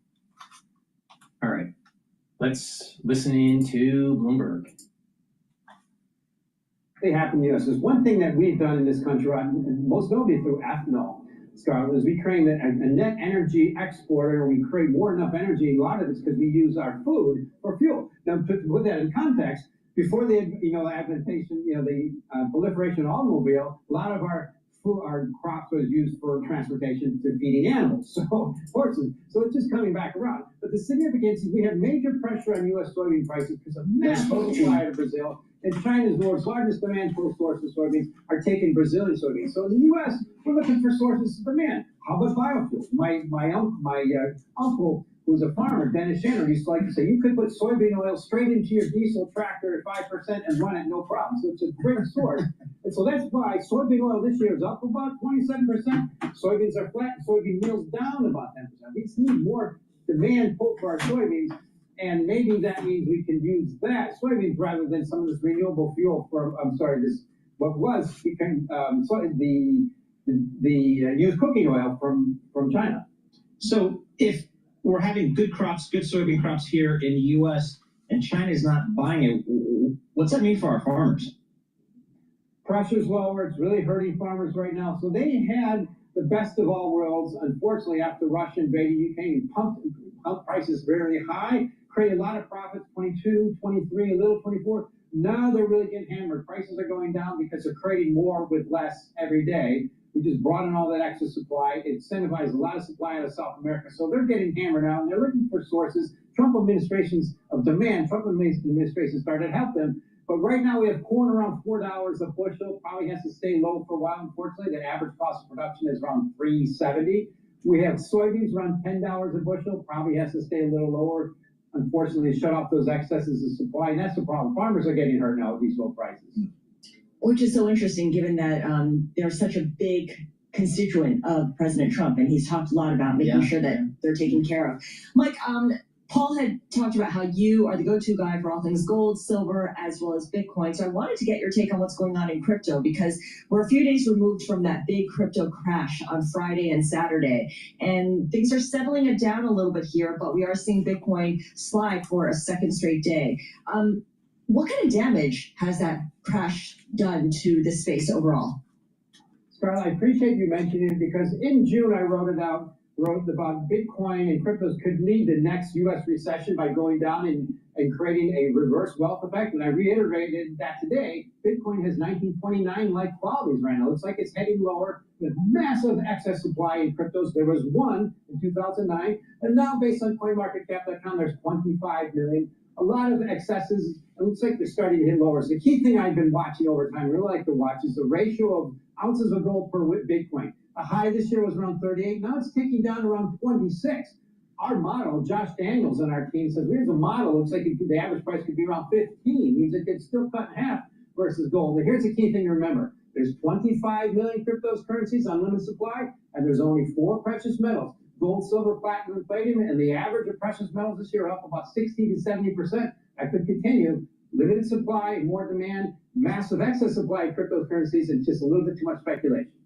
Good stuff. As always, Mike, you break it down for us so we can understand it. Mike McGlone, Bloomberg Intelligence Senior Commodity Strategist. He covers everything from pork bellies to Bitcoin. Go figure. But he is our go-to person on all things commodities. Let's head down to Washington, D.C. Here, our own Michael McKee is there, international economics and policy correspondent for Bloomberg News. Mike, we heard from Fed Chairman Jay Powell yesterday. He made some comments. What stood out to you in a world where we hear from Fed people kind of all the time? I think the real bottom line here is that the Fed chairman is saying we're going to cut rates on October 29th. And that's important because this is the last week before the Fed blackout. We still have more Fed people to hear from, but if you know the chair is going for the 25 basis point cut, then you pretty much know what is going to happen. And he gave us no reason to think that the markets are mispriced for that at this point. Okay, makes sense. And that's why we did see stocks give up a lot of their losses yesterday. The S&P 500 still did close in the red, but not by a whole lot. Looking at data, there's no government official data due out right now because of the shutdown, but we did get Empire Manufacturing, which is New York manufacturing. And that was a surprise because it was a positive number when economists were looking for a negative print. There have been a number of surprises recently in some economic indicators that are private sector. Even the ISM's better than expected, even if the manufacturing number was down. What we're seeing, I think, is a little bit of a fall rebound coming after we saw the summer slowdown. Now, the question is, how much does that affect both inflation and jobs? Is it just that there's a little bit more business, a few more orders, or are companies hiring? And that's the problem. We're not seeing that at this point. And so the Fed remains concerned about what's going to happen. And as we heard from Chair Powell yesterday, they think that the labor market is a bit more of a problem than inflation, which is still going up. Talk to us about inflation, Mike. How do you really think about it? Because just to me, I thought inflation, there's a good argument that it could have been materially higher than what we're seeing right now, simply a result of the tariffs and maybe some pass-through mechanism from the economic supply chain, but not really seeing it that much. Is this just a question of timing, or is it just a one-time reset? Well, it's a little bit of both. At this point, timing matters because the president's application of tariffs has been spread out over a long period. We didn't really get the whole world tariff going until August, and so we're seeing some bleed through in that into inflation now, and probably that is going to pick up. That's the Fed's expectation. We're also seeing some countries cut prices a little bit, not a whole lot. I think the biggest thing for economists is that we haven't seen tariffs like this since the 1930s. And so when they tried to model it, they put in the idea that we would see all of these effects at once and at a much higher level, because that was the original April presidential declaration. And then the president has carved out a lot of exceptions. He's cut down on the tariff levels for a number of countries, and we've implemented them over a period of time. So the models haven't given us an accurate picture of what's going to happen. And basically, everybody's just sitting back now and waiting to see how this bleeds through and how long it's going to take. Inflation's going to go up from tariffs, but we don't have a good handle on how much or how fast. And very quickly, before we let you go, Mike, just an update here on the U.S. Support for Argentina and its currency. The president now adding that some of the support is conditional. Yes, that's a key point, because Javier Milei has midterm elections coming up in a week or so, and if they lose control of the Argentine legislature, then it's going to be impossible for him to pass his legislative reforms that he wants, and therefore the president says it's not worth investing in Argentina because they're still going to be losing money, and they're still probably a candidate for default with the IMF. And if he does win, if this helps him to win, then the president says the U.S. could go ahead with the $20 billion, whatever it is. We're not exactly clear how that works, whether it's money to Argentina, whether it's loans, whether it's guarantees. It isn't very clear, but it looks like we're going to have to wait a couple of weeks until the Argentine election to find out. Michael McKee, thank you so much. We appreciate it. My understanding is a swap between the Treasury Department, which basically means they're going to take pesos and the Treasury is going to give dollars at the current exchange rate, and they will reverse the swap later. I don't know how many years later, at the same rate. Please go to my store, the-studio-reykjavik.com, and get the Goodnight Formula. The Goodnight Formula has tryptophan, melatonin, and passion flower that will help you to get into 5 cycles of REM sleep and deep sleep. So that will help for you to consolidate memory, detoxify your central nervous system, and to be well rested. When you have a good sleep regularly, you actually slow down the aging process and you're healthier.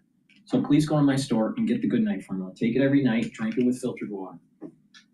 Vitamin B complex. This is a great supplement to boost up your mitochondria. The first 4 B vitamins helps with the electron transport chain. The electron transport chain boosts up your ATP so you have more energy at the cellular level. When you have more energy at the cellular level, your tissues perform better. Also, your metabolism will improve with the vitamin B complex, and it'll help to protect your neurons. Super important, especially if you're 40 years of age or older. Myotrol helps to build muscle and to maintain muscle. When you get older, your gene expression changes. This is the reason why it's harder to gain muscle and to maintain muscle. So do resistance training, have a proper diet and exercise, and take Myotrol to build muscle and to maintain muscle. This helps with the gene expression. It has polyphenols, flavonoids, and lignans to help with that gene expression and to boost up the health of your mitochondria. If you're 40 years of age, male or female, do some resistance training and take Myotrol. If you're an athlete, younger or older, you'll benefit from Myotrol. So take it if you're also an athlete. Omega-3 brings down inflammation, helps with your lipid profile, and reduces the stickiness of your red blood cells. Super important to take to help with cardiovascular health. So a great stack to help with your cardiovascular health, get the omega-3. To add in an increase in your metabolism and to protect your neurons, get the vitamin B complex. To help with building muscle and maintaining muscle, get the myotrol. And to help with sleep and brain function, get the Goodnight formula. Please go to my store, use discount 5 to get $5 off any order. Make sure you click the link. It's the-studio-reykjavik.com. All right, looks like there was a potential Tomahawk missile targeting Russia. So let's listen to General Jack Keane. Hamas, and if they don't disarm, we will disarm them.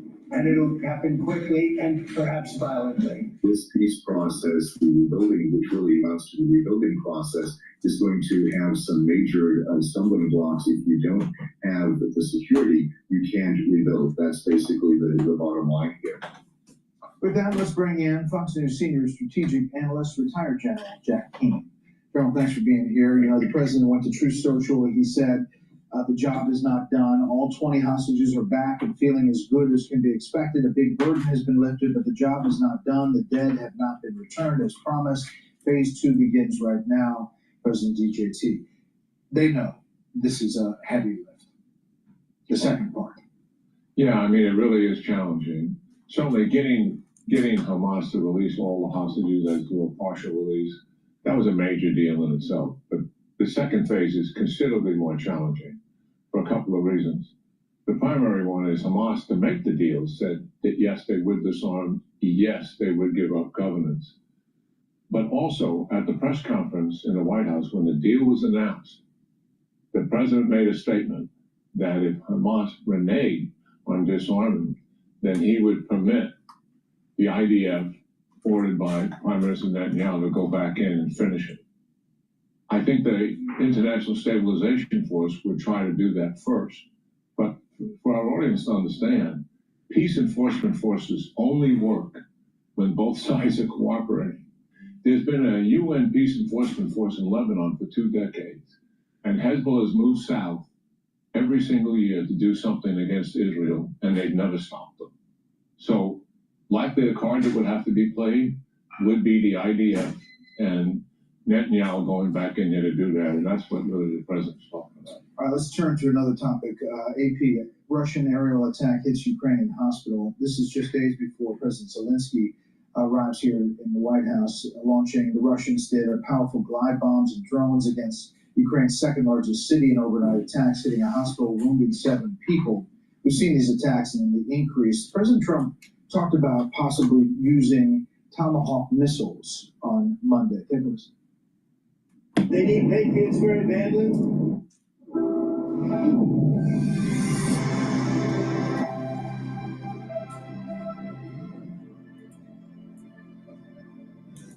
They need Patriots very badly. They'd like to have Tomahawks. That's a step up. They'd like to have Tomahawks. We talked about that. I might have to speak to Russia, to be honest with you, about Tomahawks. Do they want to have Tomahawks going in that direction? I don't think so. I might say, look, if this war's not going to get settled, I'm going to send them Tomahawks. I may send them. Sending Tomahawks to the Ukrainians, which are requesting to strike deeper into Russia. Well, let's just talk about that for a second. Putin is saying that's an escalation. That's another false statement. This guy has made one false statement after another. In 22, Putin began to fire hypersonic ballistic missiles against Ukraine, largely civilian targets. He's been firing air-launched and sea-launched cruise missiles against civilian targets and energy infrastructure for the last 2+ years, in addition to those 500 to 600 drones a night that you're seeing there. He's the guy that escalated. All of his targets are largely civilian targets. If the Ukrainians get the Tomahawk missiles, what are they going to use them for? Their number one target will be the Abaluga manufacturing center for Shahed missiles, built by Ukraine. 20,000 North Koreans are there at that manufacturing center, right? It's out of the range of everything they have right now. That'll be target one, but they'll all be military targets. Ukraine is not going to target civilian targets. And what Putin is trying to do with President Trump is the same thing he successfully did with Biden. Threaten escalation if you do X, and there'll be something to come against you as a result of it. And he won that bluff with Biden time and time again. I don't think he'll win it with President Trump. You know, Zelensky expressed hope in the wake of what he saw in Gaza that this could lead to something else. Geopolitically, with a win like we saw in the Middle East for President Trump, does that affect Russia? Does that affect China and how they look at things? Oh, absolutely. Just as weakness affects them. The fact that they become so aggressive during the previous administration is because they believed American leadership was weak and they could take advantage of it. And the facts spoke to that as well. The attack that President Trump ordered on the nuclear sites, the decisive blow, got their attention. And so, in Iran. And what is happening right here now with the somewhat defeat of Iran and the proxies and moving forward to peace and stability in the region, all engineered by who? American leadership on a world stage, setting the whole standard for what's to be accomplished. This is what they're trying to depose. They want that, have that influence. And here we have a president doing it. You bet you they're paying attention. I want to talk about the Pentagon and covering the Pentagon. There are these new stipulations, new rules that have been put out, and we, in the media, along with all the networks and also newspapers, had a media statement to respond. It was due today, and here it is. Today, we join virtually every other news organization in declining to agree to the Pentagon's new requirements, which would restrict journalist abilities to keep the nation and the world informed of important national security issues. Policy is without precedent and threatens core journalistic protections. We will continue to cover the U.S. military as each of our organizations has done for many decades, upholding the principles of a free and independent press. That's ABC News, CBS News, CNN, Fox News Media, and NBC News signing that. Here is the Secretary of War at the cabinet meeting in his interpretation of what all this means. You have to wear a badge that identifies that you're press, or you can't just roam anywhere you want. It used to be, Mr. President, the press could go anywhere, pretty much anywhere in the Pentagon, the most classified area in the world. But also that if they sign on to the credentialing, they're not going to try to get soldiers to break the law by giving them classified information. So it's common sense stuff. Kind of simplified it there than what's on the paper. I covered the Pentagon for 6.5 years. I covered the White House for 4 years. I covered the Pentagon when you were there. Yeah. And we knew not to, you don't walk into the tank, and the classified areas are off limits. We obviously were always trying to get the story from different elements, and there was a freedom, but everybody had badges with them. At the White House, I never walked into the Oval Office or the Situation Room. These are stipulations that essentially are changing the dynamic about how to get. The question is, when was he working at the Pentagon? Wasn't it during the Gulf War, or was it during the Afghan-Iraq War, right after 9/11? Because if it was, they wanted the press there to push the propaganda. Totally different. Totally different. I think it's, I don't know when he was a journalist over at the Pentagon, but I would not be surprised it had something to do with during George Bush. It must have been right after 9/11, because I think Brett is too young to be a correspondent at the Pentagon during the Gulf War. I could be wrong. And how they disseminate information. He's comparing apples and oranges. It doesn't seem like the whole story is being told to our viewers here. What they're really doing, they want to spoon feed information to the journalists, and that will be their story. That's not journalism. Journalism is going out and finding a story and getting all the facts to support it. And no one's going to walk in and bang on a door of a 4-star general or senior civilian policy leader in the Pentagon. I never had that. But I did have journalists chasing a story of something that was going on. The thing is that those things were legit. Yeah, but back then, when the time period that they're talking about, they wanted the journalists to promote the propaganda. All right? I mean, the journalists were the ones that convinced the American people to go to war with Iraq and Afghanistan right after 9/11. Who was beating the drum of war? It was the mainstream media. All right, okay, so it's a different time period. But even more important, Hegseth is trying to restructure the Pentagon and reduce their inefficiencies. So it's going to ruffle the feathers of some generals and some staff members. So if you have a bunch of reporters roaming around, you're going to have a lot of gossip talking from the generals and the staff complaining about what Hegseth is trying to do to restructure the Pentagon, which is what the will of the people want. People voted for Trump to change the Pentagon. So he needs to tighten up the ship to make sure there's no loose cannons. The best way to do that, have a watchful eye on the press to stop the infighting. Oh, that's pretty genius.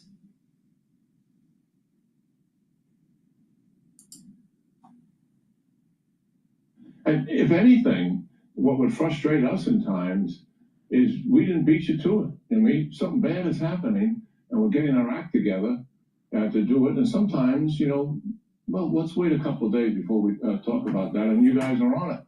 And that's journalism. And we know the stipulations. But what happens when you have a bunch of complaining generals because they're either going to get axed because they're too fat and they can't do push-ups, or they're getting their programs cut? Think about a lot of the programs that are happening are inefficient at the Pentagon. We waste American taxpayer money on stuff that we don't need, that are not effective, that are not robust. But it'll make a lot of money for a certain contractor, defense contractor. Why do we need so many derivatives of the F-35? Why? We don't. But defense contractors will make a ton of money, and every general wants their special project. Well, when you cut them, don't you think the generals are going to complain? And if there's a bunch of CNN reporters walking down the hallway, don't you think they're going to say, "Oh, they're going to be cutting this, and I got a scoop for you because I am pissed off. I'm a pissed off general, and I want to get back at Hegseth."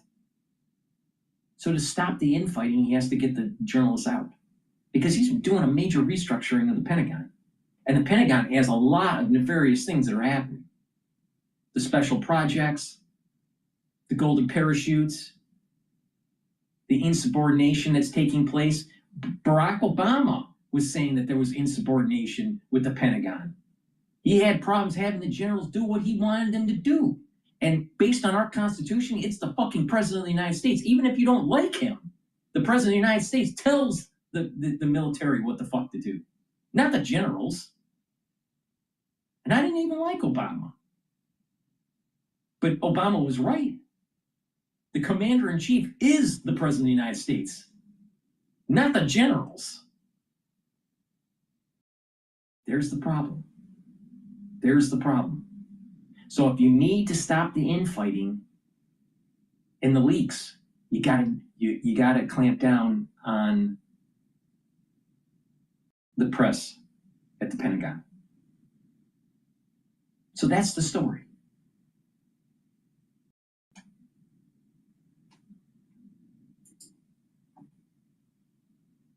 Information, and if there are leaks or there are situations, there are investigations many times that lead to that. But in the day-to-day, for military families, for military, us being in the Pentagon is usually an asset. Yeah, I have never ever seen it. I mean, it's only an asset. It's only an asset. It's only an asset when you want to control the population for the drumbeat of war. I insisted that all our new brigadier generals get a class at a few days on what the role of the media is in an American democracy. These are often new generals. And then I wanted them to practice. I'm so tired. I'm so tired of people saying American democracy. I don't even know what the hell that is. It's a constitutional republic, totally different. American democracy. What? A democracy would destroy our Constitution, because it's a will of the masses. And when the will of the masses are stupid, don't you think that they're going to destroy property rights? Look at what Mamdani's doing in New York City. He's literally destroying property rights. If he wins the mayoralship in New York City, property rights will be diminished. But the will of the people brought him in. That's the reason why our founding fathers wrote the Constitution, to ensure property rights, because they knew that the masses will get upset and want to take property. So to control that, you have a rule of law where property is protected from the masses. We don't have a democracy.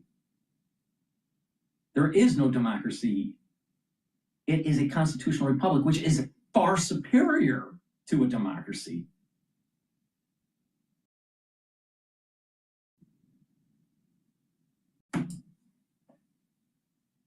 Realities of this, because they have all these incredible warfighting skill sets, but dealing with the media isn't one of them.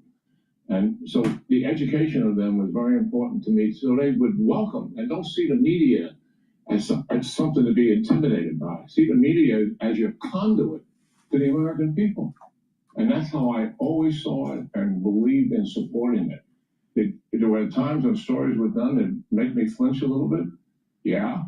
But that's usually because we had done something that wasn't as good as we should have done it. Well, we're all standing in solidarity, almost all of us, and we hope that changes. We'll see where this policy goes. General, as always, thank you. Yeah, great talking to you, bro. Hey, Sean Hannity here. Hey, click here to subscribe to Fox News YouTube page and catch our hottest interview. Please go to my store, the-studio-reykjavik.com, and get the zeolite. Zeolite will bind to heavy metals, toxins, and chemicals and allow you to urinate them out within 6 to 8 hours. It's important to take this every day. Take 3 small drops underneath your tongue. Drink filtered water. Do it every day. And what will happen is your immune system, your endocrine system will perform better, even your brain function. So take it every day and improve that immune system. Super important, especially in the fall and the winter. Clarity Factor, a great neurostack. It gets rid of brain fog. It allows you to concentrate, and over time will improve your thinking. It'll speed your cognition and improve your memory. Over time, especially when you're drinking with filtered water and doing proper diet and exercise, taking the Clarity Factor is going to connect your neurons. The dendritic connections will increase. You're going to get this positive neuroplasticity, and you're going to be thinking faster, and your memory will improve. So please go to my store, get the Clarity Factor, take it every day. It's super important. Resveratrol, I've been taking this for decades. This will help for youthful gene expression. It's going to get rid of cells that are in senescence. It'll help with the health of your mitochondria, boost up your energy levels, and soak up free radicals to reduce stress in the cell. Your cells will perform better. This will also improve your basal layer for your skin, so you look younger, all right? Resveratrol is very powerful if you stack it with C60 or NAD+ or ubiquinol. So please go to my store and get the Resveratrol. Very high quality. Take it every day. And get the deodorants that I have on my store. I partnered up with Rainbow Herbals, and we've developed these deodorants for males and females. You can get it in citrus, and you can get it in peppermint, lavender, and tea tree. They have no baking soda, no aluminum. It's made from essential oils from the Himalayas. Extremely powerful ingredients that will allow you to smell good. It's a great deodorant, but it'll also help to detoxify your body. And when you're detoxifying your body daily, your immune system and your endocrine system will perform better. So please go to my store and get the deodorants, and you can stack. Get the deodorants, get the Resveratrol for youthful gene expression, for a great neurostack, get the Clarity Factor, and to also help to detoxify your body, get the zeolite. Use discount 5 and you get $5 off any order. Go to my store, the-studio-reykjavik.com. Click the link in the description. Go to the website and get the great products. Get healthy, especially boost up that immune system for the fall and the winter season. All righty, let's listen into Bloomberg. on Bloomberg Television and the Bloomberg Business app. This is a Bloomberg Business Flash. It's 11:40 on Wall Street. We do check markets all day long here at Bloomberg. We are seeing a renewed wave of dip buying, and equities are extending gains after Treasury Secretary Scott Bessent suggested the possibility of a longer China tariff truce tied specifically to rare earths. So here's where we stand. The Dow, the S&P, NASDAQ off session highs, but still very much in the green, with the S&P up 37, now up by 0.6%. Dow Industrials are advancing by 128 on. The Dow up now by about 0.3%, and NASDAQ higher by 0.8%. The Russell 2000 index, the outperformer today, actually performing in line right now up by about 0.9%. We've got the 10-year 4.00%, with the 2-year 3.48%. Gold up $51 the ounce, $41.94 on the precious metal, up 1.2%. Silver with a 52 handle again, $52.66. Silver up 2.4%.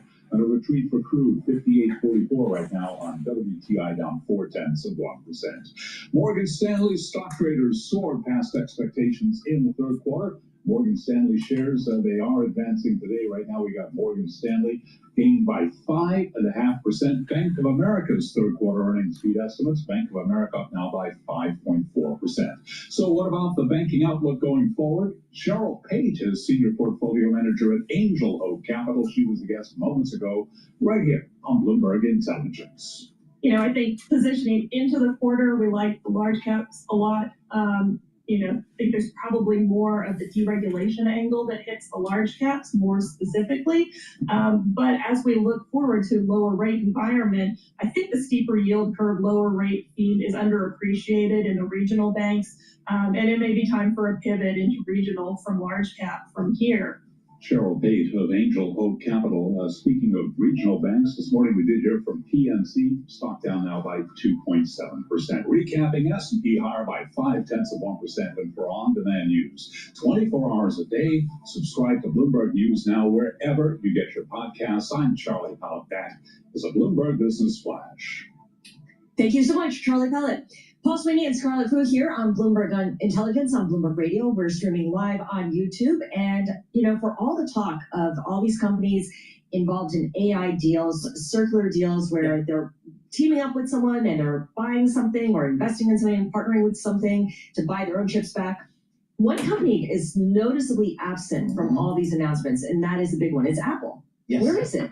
I don't know. They have a lot of cash. They do. I don't know. I don't know their AI play. That's what I don't know. Well, their AI doesn't work very well on their phone right now, I can tell you that. Anurag Rana is a tech analyst at Bloomberg Intelligence, and he joins us now from Chicago. So, Anurag, there are some headlines here that Apple is looking to beef up its smart home offerings, lessen its dependence on China. This is something that the president of the United States has been pushing Apple to do, to bring some of its manufacturing back to the U.S. But Apple is not doing that. It is beefing up its manufacturing operations in Vietnam. What's going on with Apple? See, when you look at it, whether it's accessories or putting together the phones, you really cannot do that in the U.S. We don't have the size factories or automation to do that. So you will have to do that somewhere in Asia. And as they're diversifying away from China because of the obvious threat between U.S. and China trade wars, Vietnam is a proper location where they can assemble, let's say, some accessories or smaller products where they may cost you $100 or $50, but they have the low-cost area to produce them, or I would say assemble them. So Anurag, we've spent the last 2, 3, 4 weeks speaking with you, speaking with Mandeep, speaking with other tech experts about all these deals around the AI ecosystem that we've seen. $10 billion here, $100 billion there. Companies ranging from Microsoft to AMD to NVIDIA to OpenAI. We have not talked about Apple. And I'm not sure if that's a good or bad thing. I don't know if these deals are good or bad. I just know there are a lot of them. They're coming out of the woodwork. There's big numbers. And Apple's just conspicuous by its absence, it feels like. How do you think about it? Yeah, you could look at it both ways. One way is you criticize that they are not really at the forefront of the next generation model out there. But the other way you can say is, let everybody else fight it out. In the end, it'll go to the one that has the best model and include that in there its own distribution channel, which is basically iOS. We have heard from Markham, and he's done some really good work on this particular aspect of it, is the next version of Siri may have technology from some of the third-party providers, whether that's OpenAI, Anthropic, or even Gemini. Our bet is that, we hope that they go with Gemini because they already get a lot of money from Google for the search business. Maybe there is some revenue sharing on that part as well. So we think eventually, we don't know when, they will get it right when it comes to AI infusing in their product, but it's going to come with some third party rather than in-house AI. So in other words, they're kind of waiting for the dust to settle, waiting for winners to emerge before picking their horse and riding it. Is that something other device makers, handset makers are doing as well? I mean, Alphabet doesn't have to do that because it has its own AI business and it makes handsets. Yeah, and it's very well integrated because it's the Google Gemini, it's part of Android, and then Samsung is going to license that. So they are all set on that particular aspect of it. But it's possible that Apple may choose to work with Gemini, Google itself again, get their technology, infuse it in their products, and you and I get the same experience we would get, on like, for example, using ChatGPT or Anthropic. I think from what we have heard from Mark is the research right now is they're running parallel chatbots internally, trying to see which one has a better output. And eventually we know with Apple, it's going to go with the one, the highest quality of searches or queries or answers. And let's hope that they get it around in the March timeframe that it's rumored to come out. Earnings for the tech companies are going to be in a couple of weeks here. What should we be focusing on this quarter, Anurag? So we're bifurcating the entire tech space into two buckets. One is area where we're going to see some weakness. That's going to be more on the consulting side, more on your traditional software side. And on the second half of the equation is companies that will see an uplift in their revenue because of AI-related investments. So CoreWeave and Microsoft fall in that bucket. But on the other side, you're going to see some struggle with, let's say, IBM Consulting, although IBM software should do well. And that is the bifurcation that we have. What is going to be most important for Microsoft, for example, is all the headline news that we are hearing about lower capacity or some constraints in data center work, whether that's going to have an impact on Azure guidance or their cloud revenue guidance for next quarter. That is going to be the biggest question going into the quarter for Microsoft. Which of the names have the potential to surprise most to the upside, given what you've seen so far in terms of estimates? I think CoreWeave has one potential, but at the same time, this stock moves so much on a daily basis with any new announcement that comes out. So it's tough to say whether a lot of that optimism is probably baked into the numbers at this point.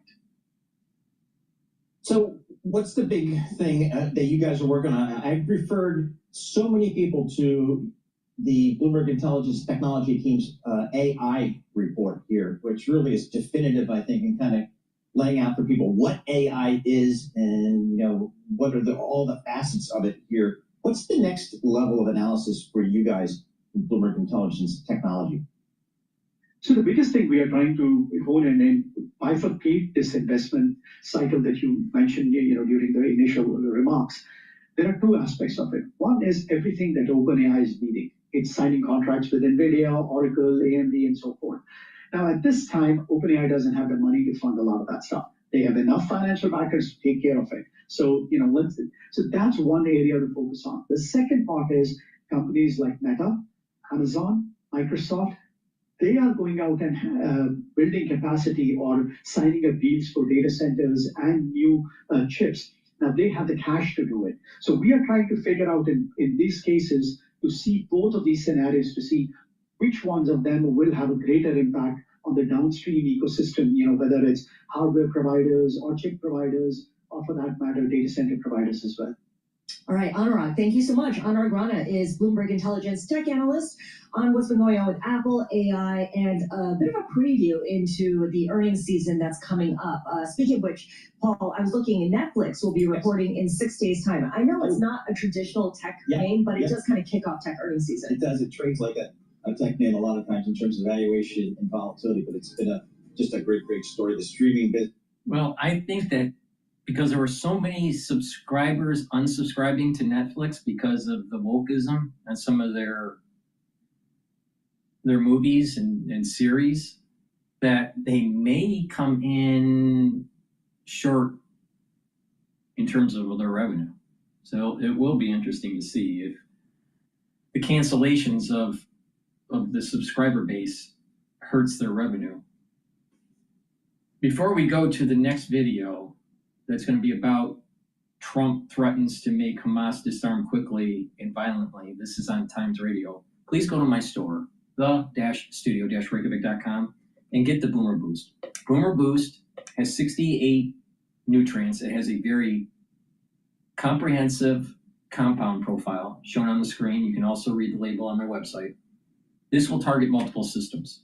This will target and help with your heart health, vascular system, musculature, brain function, boost up your energy levels, and increase your metabolism. When you are doing this on a regular basis, you're also going to be able to help control your A1C levels. It's a very powerful compound that you should be taking every day. Take it with soft foods, filtered water, a smoothie, or even with just milk. I mix it with soft foods, but you should be taking this every day. This is a great way to get healthy. It's part of my anti-aging protocol, and that protocol is very simple. A multivitamin, the probiotic, Max 35 or Cleanse, C60, turmeric, ashwagandha, lignans, and then the Boomer Boost. They all are synergistic to slow down the aging process, bring down inflammation, soak up free radicals, help with your endocrine system, increase your metabolism, and help with your gut health. So please go to my store, get the Boomer Boost. It's a great product. And if you're an athlete, you should be taking Boomer Boost for your pre or post-workout fuel source. And you'll notice that you're getting strength gains from your sport, for your sport through Boomer Boost. Gladiator Barley, you can take this separately or you can mix it with the Boomer Boost. I mix it. Now, Gladiator Barley is a high-density protein. Now, this barley is an heirloom barley, very nutrient-dense. It has the micronutrients that you no longer have in normal barley. Now, this will help to build muscle if you're doing resistance training, bring down inflammation, soak up free radicals, and detoxify your body. Take this every day, and what you're going to notice is that your immune system and your endocrine system will perform better. By bringing down inflammation, you're helping with your cardiovascular health and reducing plaque formation. And bringing down inflammation systemically also helps your brain function. Because if you're bringing down inflammation at the cerebral level, your neurons are healthier. So please go to my store, the-studio-reykjavik.com, get the Gladiator Barley, do the resistance training, gain the muscle, bring down the inflammation, detoxify your body. It's a great way to get healthy. You can stack it together and you get an additional benefit by controlling your A1C levels. So Boomer Boost and Gladiator Barley, very powerful stack. Very powerful stack. Please go to my store, the-studio-reykjavik.com. Use discount 5 to get $5 off any order. All right, what we're going to do is we're going to play Times Radio talking about Trump's threat to Hamas.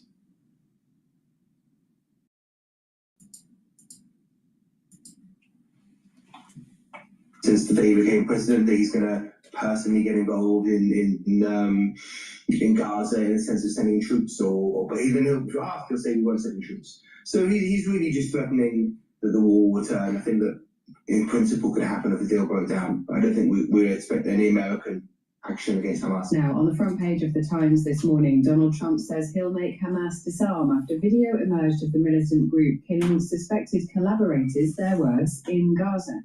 Donald Trump told reporters he will make sure the group gives up its weapons. We have told them we want to disarm, and they will disarm.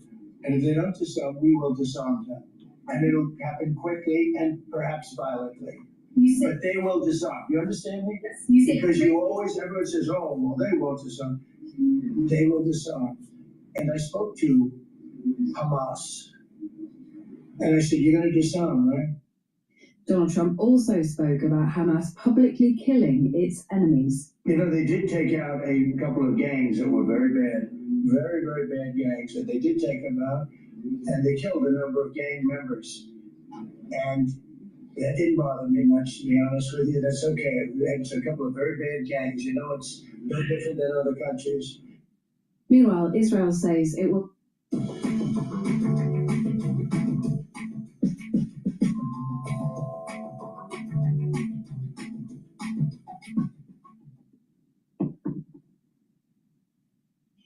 All right, team, listen up. There's a national blood shortage. Big Ten schools, how do we get students, fans, alumni to donate? Hit me. Meanwhile, Israel says it will now only allow half of the agreed number of aid trucks into Gaza. Well, political analyst Cottrell joins us now from Jerusalem. Good morning. Good morning. We heard there from President Donald Trump. I mean, lots of people have been quite concerned about the ability to disarm Hamas.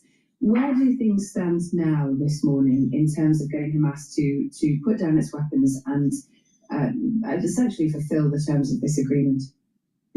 Well, look, there's kind of two or three different pieces here. One is, does Hamas get to remain the government of Gaza? Now, Hamas is saying it has no intention of doing that. It's willing to step down and hand over to someone, as long as it's the right someone. And so a lot of the debate in the next coming weeks to months on this phase two will be who that someone is and how that all works. The question of arms is also twofold.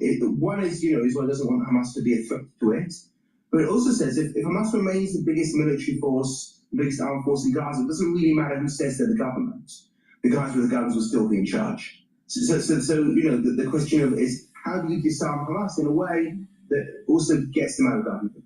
Now, Hamas has kind of indicated it's willing to do a certain amount of disarmament, basically give up heavier weapons, but they're not going to put down their guns. And I think, how do you nuance that? Would Trump consider it disarmament if they gave up big rockets but kept their guns? I guess we'll see in the coming months. I mean, how seriously should people take that warning there from Donald Trump, who was essentially threatening violence against Hamas if they don't do what he's asking them to do? I don't think I was taking it very seriously, honestly. Trump has continually threatened since the day he became president that he's going to personally get involved in Gaza in the sense of sending troops, but even he'll draft, he'll say he won't send troops. So he's really just threatening that the war will turn. I think that in principle could happen if the deal broke down. I don't think we expect any American action against Hamas. And in terms of how Israel is looking at this, I mean, we've heard that Israel is restricting aid. We referenced what happened in terms of the IDF and the shooting yesterday. Is there a sense that from the Israeli side that there is almost a sort of hesitation in fulfilling the commitments here too? Could this go backwards quickly? Anything possible. I would say things seem to be back on track overnight. Israel was talking about holding up some of the new aid and reopening of the Rafah crossing because Hamas only gave 4 bodies of hostages when it was supposed to give a rather larger number.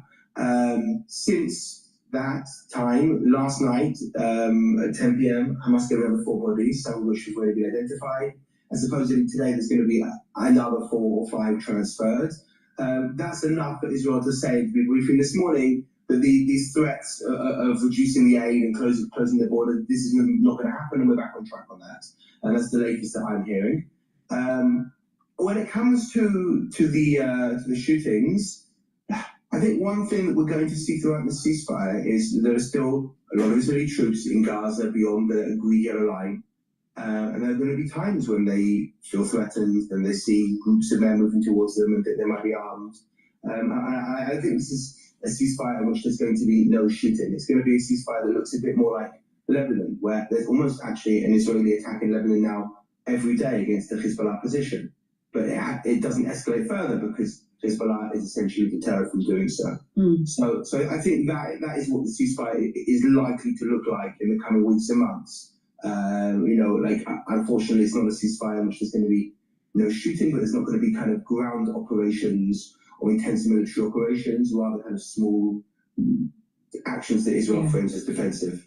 And in terms of the political agreement, the new body, if you like, there's been a talk of Tony Blair being on that body. Where are we now in terms of the agreement of the membership and what that body will do? Really nowhere at all. It's all up in the air. Actually, the Palestinian Authority quite likes Tony Blair, it seems, but Hamas don't want him.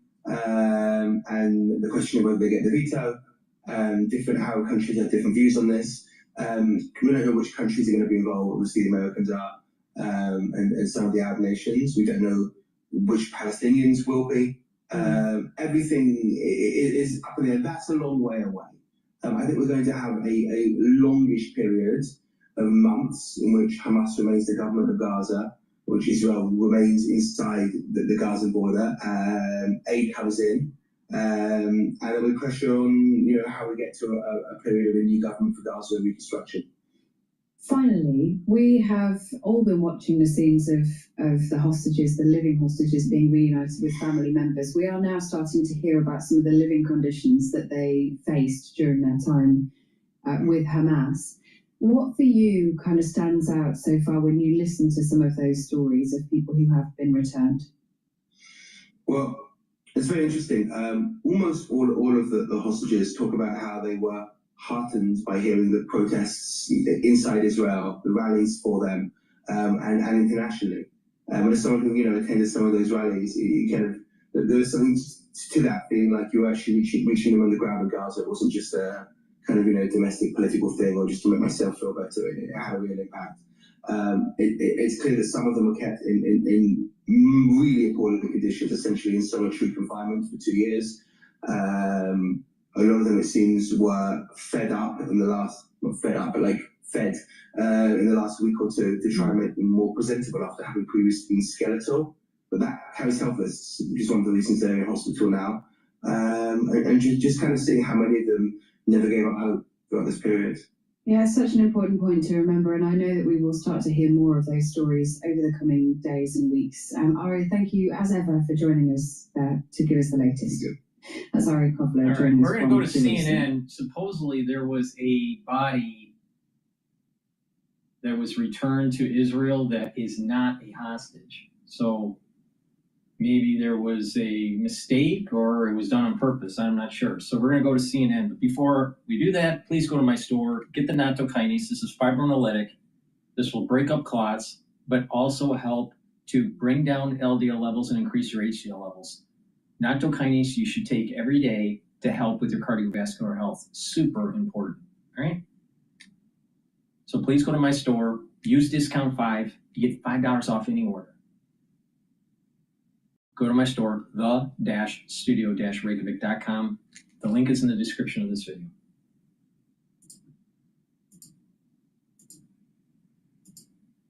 Israel over the delayed return of the remains of hostages still being held by Hamas, an issue which could threaten the fragile ceasefire just days after it began. Now, as of this morning, only 8 of the 28 deceased hostages who were in Gaza have been returned to Israel, and the Israeli military says one of those 8 bodies is not an Israeli hostage. Under the terms of the ceasefire, Hamas had agreed to turn over the remains of all 28 by midnight on Monday. Now, in retaliation, Israel is restricting aid to Gaza. Families of those hostages are also demanding more action from the Israeli government, who they accuse of moving on now that the deal for the living hostages is done. It was like the game is over. Now let's celebrate, the party's done, let's move on to the next thing. And we were saying, no, that's not the case. My son is no less of a hostage than those that came out yesterday. Yes, we're very happy for those families that are being able to hug their loved ones. But my son is entitled just as much to come out and for my family to have the closure that it expects to receive. CNN Salma Abdelaziz.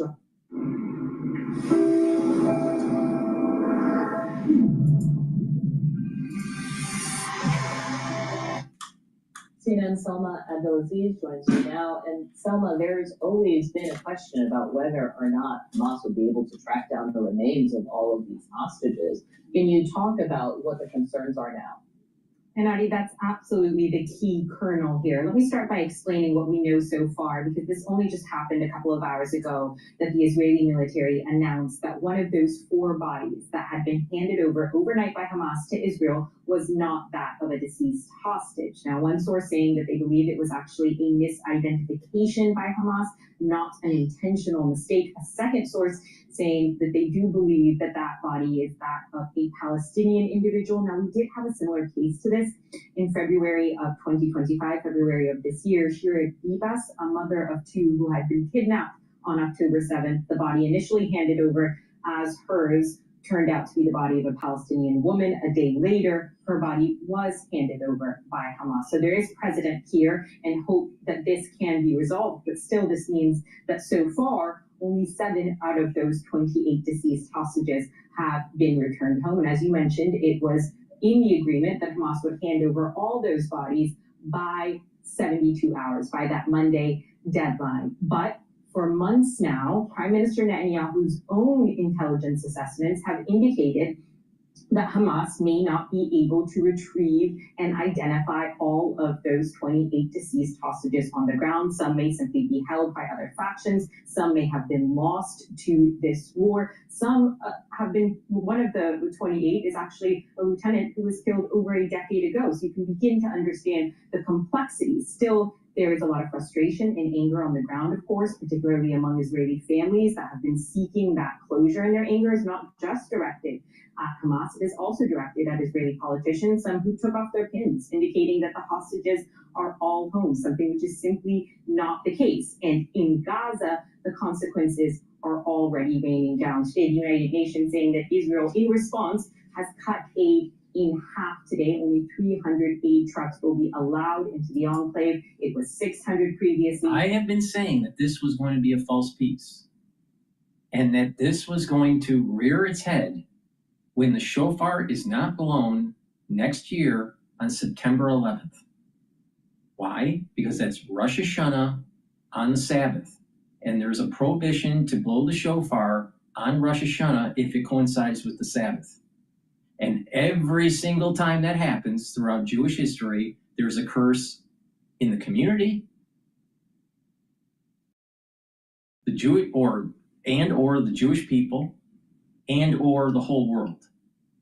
And I have a big feeling here that this false peace is going to rear itself up in the year that starts on September 11th, 2026, all the way to October of 2027. Why? Because that's the Jewish calendar. Everything's based on the Jewish calendar, not the regular calendar. All right? And why is that also important? Because in September and October, those are the apexes of the strength of Esau's soul root. And Esau is the one that has to die. And there's this battle that's taking place that we call the international affairs between Jacob and Esau. Now, it's a foregone conclusion that Esau is going to die. How long it takes, no one really knows. But it's a foregone conclusion that Esau is going to die, not Jacob. All right? Now, doesn't this look like there's a false peace? It was kind of rushed. Now, what's the probability that I'm right and that there's not going to be a ceasefire and a peace, a lasting peace, versus some sort of long-lasting peace? The probability is extremely high that what I am saying is true. 80 or 90% chance of that happening. Just look at it. You can see that it's starting to collapse.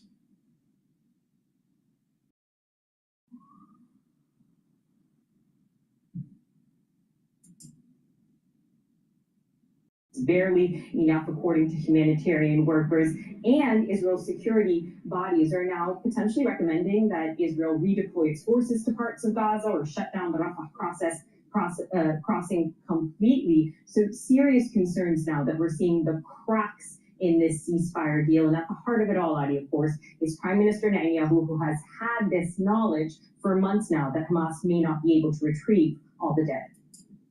Now demonize Netanyahu. Netanyahu isn't a great guy, so you don't need to try to demonize him. He gives you enough ammunition for that. But the thing is that, of course, CNN trying to demonize Netanyahu. Why? Because CNN is promoting an ultra-liberal agenda, and there's an awful lot of secular Jews out there that hate Netanyahu. That's the reason why she just said that. But the thing is that people need to understand. Let's say in the United States, do you think it is your right? It's your right that you deserve the country? You have a right to the land of the United States? I'm not talking about right relative to a legal term. I'm talking about just like a metaphysical right. You really have that right to the land? You only have right when you can defend and win. So you have right for existence as a human being. You don't have a right to a country, right? The same thing with the Palestinians. Does the Palestinians have a right to a country? No. If they can't win on the battlefield, no.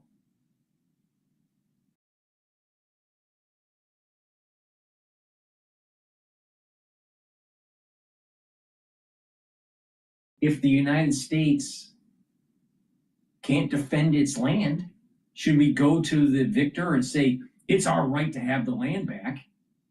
No. Because in this case, might makes right. Does Israel deserve the land of Israel? Of the land of that section of the Middle East? Of that territory? No. But if they defend it, they deserve it. See, this is the thing that people don't get. If you win a war, you get the spoils. All right? It's that simple. Mankind has always been like that. Going all the way back to Cain and Abel. So why do we assume that people have a right to a land? You have to defend it. You have to win on the battlefield, and then it's your ownership. And when you can control your borders, and you can control your society, then you have the land. But if you can't win on the battlefield, you don't have this. It's not your right to it. You have to earn it. And obviously, the Gazans lost.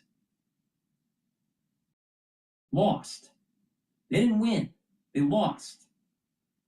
But we have this international community that says, no, we got to carve it out for the Palestinians. But Israel won. Should we carve out parts of Texas and give it back to the Mexicans? Why don't we give the upper peninsula of Michigan to the Canadians?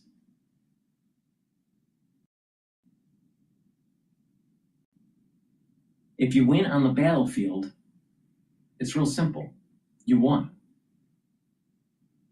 You shouldn't have the international community telling you how to divide the spoils. So no, the Palestinians don't have a right to the land. And the same thing with the same thing with Israel. Israel doesn't have the right to the land.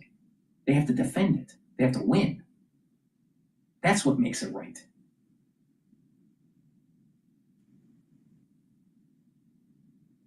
This Westphalian United Nations horseshit will always keep that region in an unstable state. Because how did we reach stability with our borders in the United States? We won on the battlefield, and we defended what was conquered.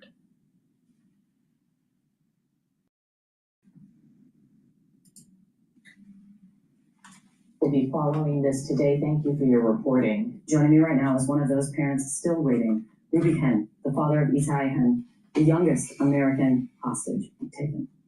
Ruby, it's good to see you again. This all must be such a mix of relief for the other families, but also deep disappointment for your family. What are you hearing this morning? Yes, I appreciate.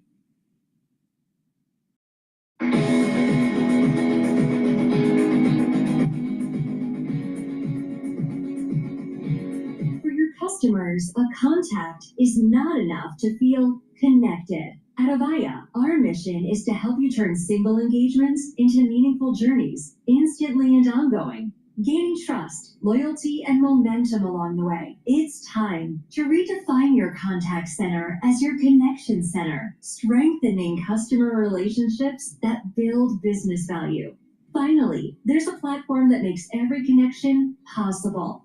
Connecting your channels and your data. Connecting your applications using AI. Anyone and everyone with just a click or two. Orchestrate customer experiences through Avaya Infinity to be in rhythm with your customers, to create harmony among your employees, to guide the journey they all want to take instantly and automatically. Using what you know about those you serve to deliver the experiences they all deserve. Avaya Infinity is the platform for strengthening customer relationships, turning contacts into connections, and making possibilities infinite.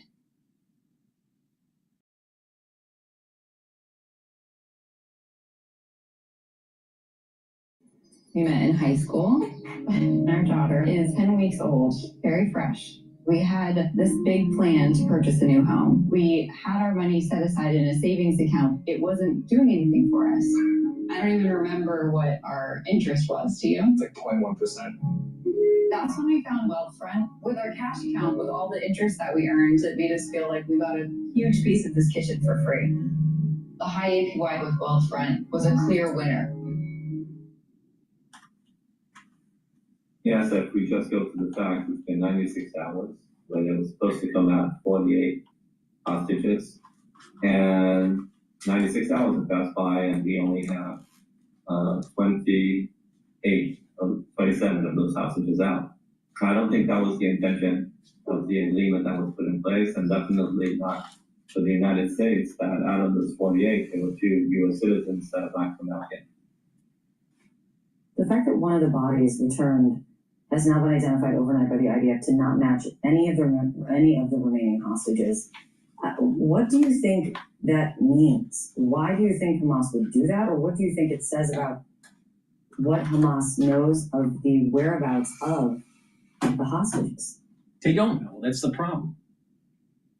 Yeah, I think there's lots of psychological warfare and a lot of testing the boundaries. Hamas could have done it unintentionally because it might be difficult to find, but they also might have done it intentionally to just convey the message how difficult it is. That means that they need much more time. And that's the way to play with the agreements that were put in place regarding the future of Gaza and all the discussions that are going on in phase 2. It was very specific where the agreement said 72 hours Hamas needs to provide all of the hostages that have possession and intelligence on those that it does not. That did not happen. So we are in a breach. We share our concerns to the U.S. as well as the Israeli government that the sanctions or the lack of a deadline of providing the hostages was not in place. And, it was based on good faith and the desire of the parties to move forward. People don't get it. They don't understand. All they gotta do is just read their Bible.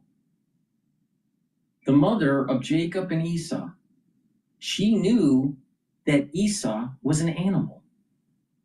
And that's why she convinced Jacob to make sure that he got the blessing over his brother.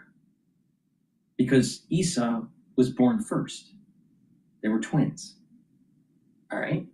Now, Esau is red and hairy.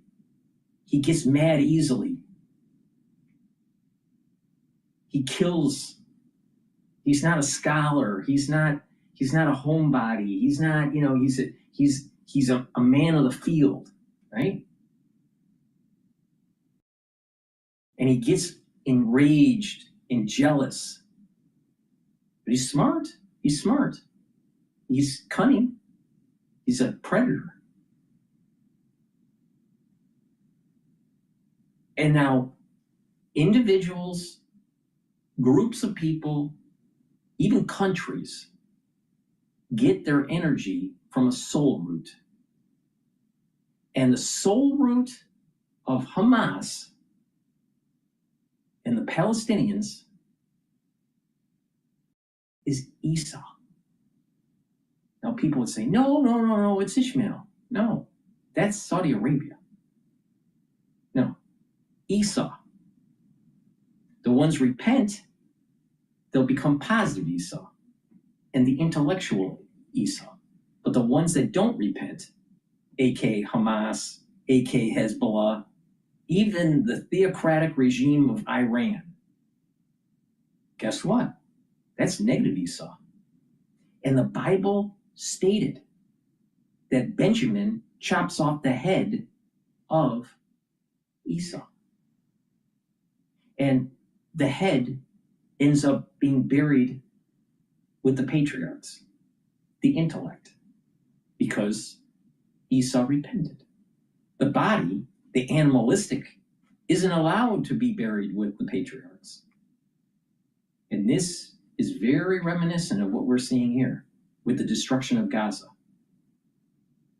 Now, people need to really pay attention here. Negative Esau has to be completely destroyed. It cannot be allowed to live. This is the reason why there's a false peace. This is why it's not going to work. There'll be more destruction. More land will be taken away from the Palestinians, especially in the West Bank now. And the Israelis are going to have enough of this bullshit, and they're going to pull down the Dome of the Rock. Now, is that tomorrow? No. But as weapons become more deadly, using more drones and more AI, it's going to be more costly, more collateral damage, because the job wasn't done in the 1970s or the 1980s or in 2000s or in 2010s or even the 2020s. It wasn't even done during the Crusades. You know, if the Crusades worked, we wouldn't have this fucking problem, would we? The Christians lost. This goes back to what I said. You don't have a right to the land. No one has rights to land. You got to fight for it. And during the Crusades, guess what? The Muslims won.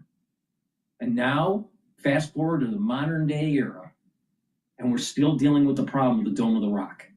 We wouldn't have that problem if the Christians actually took down the Dome of the Rock. No, they were afraid.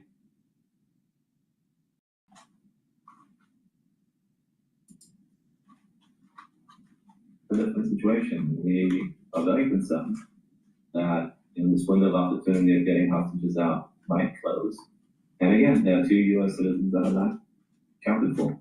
And I think the U.S., specifically the president, Mr. Witkoff, need to figure out how do we make sure that we continue getting those hostages out, including the 2 U.S. citizens. Really quickly, President Trump is saying, he said before the Israeli parliament, the war is over. He's talking about this moving into phase 2. On Monday, the Speaker of the Israeli Parliament took off his yellow ribbon pin, kind of following the return of the last living hostage as kind of a symbol of this is over. Do you think that they are now looking past your son? Well, I hope. Break free from the challenges of management complexity and storage silos and embrace a revolutionary storage experience that propels you. Well, I hope not. It's a narrative that, of course, we are concerned about. But my son is no less of a hostage than the other 27 that came out over the last couple of days. And he is a U.S. citizen, and I hope being a U.S. citizen, that matters. I hope other U.S. citizens listening to me now and might be traveling. Well, the thing here is that, if I was president, if Dr. Paul Cottrell was president of the United States, and this happened in 2023, and we had American hostages, even if they were Israeli, if we had American hostages, I would say you have 10 fucking days to give them back, or we're going to destroy everything in our path. Totally obliviate obliterate the Gazans. 10 days. Yeah, 10 days. And then the next day I get on CNN, 9 days, 8 days, 7 days, you know, and you do a countdown and you destroy, because the only way to fight fire is with fire. But what we had was a weakling as a president, AKA Biden. And who knows if he was even cognitively functioning when this happened. Probably wasn't. So who was in charge? No one really knows. No one really knows. But we had American citizens that were killed and held in captivity for 2 years because of lack of leadership.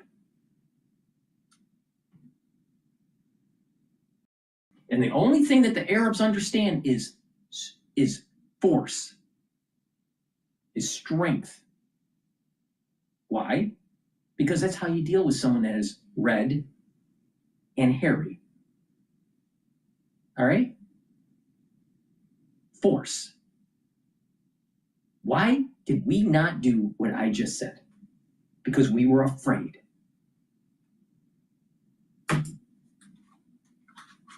One, and God forbid, someone might take them. It should be a liability, not an asset, to take U.S. citizens out. And it's also inconceivable that Russia got all of its citizens out, Germany, France got their citizens out, but the U.S. still have 2 citizens left behind. What does that mean about being a U.S. citizen? What are you being told by the State Department, the White House, or even the Israeli government at this point of what to expect and what to prepare for? And what are you hearing and what's your sense? Because you have been advocating for your son from the very beginning. You and I have had so many conversations. Do you get the sense that they are as committed as they were before to returning your son to you? I do. Like, I have no doubt that that is the intention. I just think that the fundamentals of the agreement that were put in place. You know, this is very reminiscent of, there was supposed to be an exchange of the POWs and the MI and Missing in Action soldiers during Vietnam. And then all of a sudden, you know, the signing of the war, you know, the war is over. And guess what? There were a lot of missing soldiers. And they were forgotten. They were forgotten. Now, hopefully that doesn't happen with this case, but there is precedence. Look at the Vietnam era. Look at what happened. There were a lot of soldiers that didn't come home.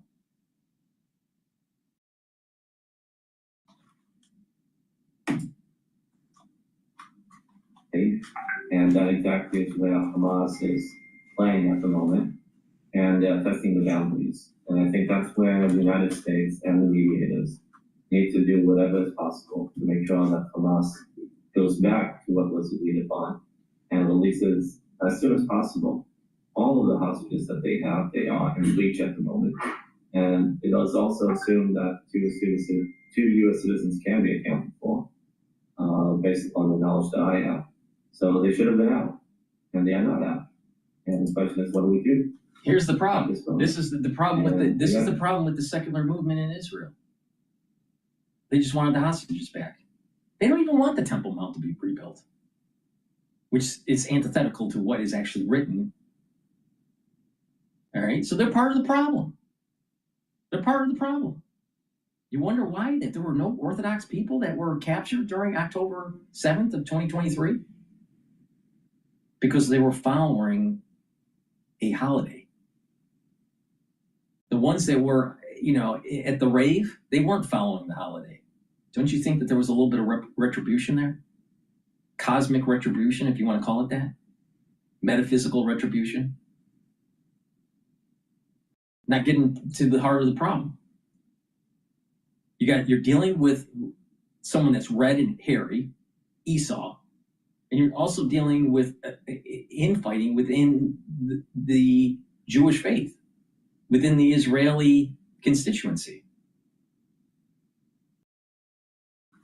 And all they cared about was the hostages.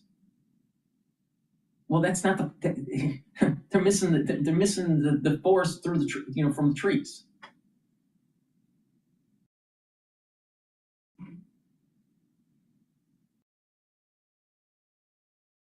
All right.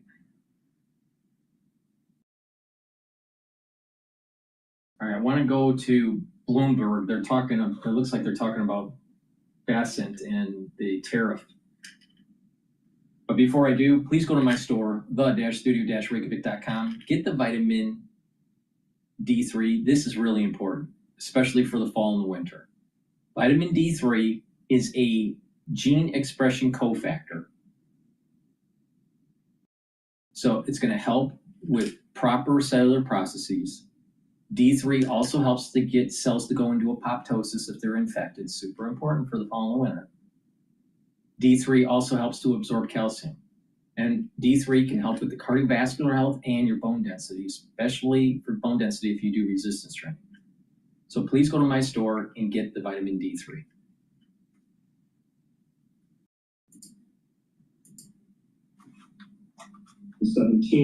All things considered, it's a good place to be in a highly polarized America. But when you look at specifically the issues or the policies, that support falls off considerably. When you look across the signature initiatives by the administration, he doesn't garner a majority support in any of them. Not even immigration. When you go specifically at immigration, you talk about deportation, it falls to around 40%. Obviously, he still garners the support of Republicans, supermajority percent of Republicans, but across the board, these signature policies do not find majority support. Fascinating numbers on crime here, Cliff, and it reminds me of polls that find, congressional approval ratings are off a cliff. They're in the single digits, unless you're talking about someone's own member of Congress, and they love that guy. Just you fire everyone but my guy or my gal, and that's apparently the case for crime in your city. Your city is safe, just not the other ones. And when you take a look at this, you asked questions about this compared to this time last year. Is crime in the following area higher, lower, or the same? When you look at the country, through the roof, it's higher. Major cities, a little bit lower. Your state as a whole, we're down in the 30s here. Your city or community, nobody thinks that crime is a major problem. It's in the 20s. So the president has seized on a national perception here that people may not rationalize with their own town. Yeah, man, I love my town. I love my guy. I don't like your town. I don't like your guy. That's something we see perennially in polling since even the 1930s.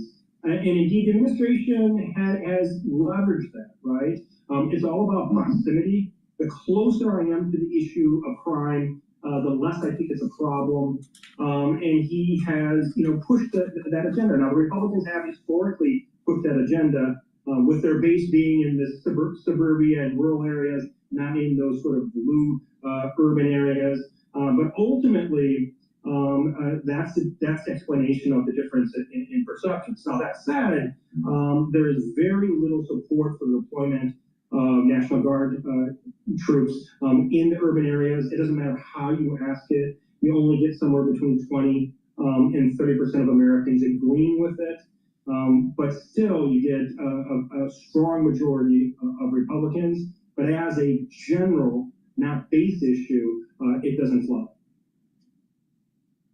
And Cliff, I do want to go back to one point that you made at the top, just about political extremism. We saw the White House present Charlie Kirk with a posthumous Medal of Honor yesterday. Some of your research shows that this had been front and center for Americans even before Kirk's murder about 5 weeks ago. What are you saying there in the numbers? Yeah, so as you said, Mario, that's a great point. It actually, worry about political extremism predates the Charlie Kirk assassination. It already was the #1 issue. What's happened since then, it's become a more national issue, not a Democratic issue, because historically it had been very much a Democratic issue, worries about threats to democracy, worries that Trump was authoritarian. Now we have Republicans saying the same, that they are worried with political violence, and it's directly a function of the Kirk issue. It's great to have you back, Cliff, and thanks for sharing this research from Ipsos. It's very interesting. when you pay attention to Plato's Republic and how it maps to our days today, there's infighting with democracy, and then it leads to tyranny.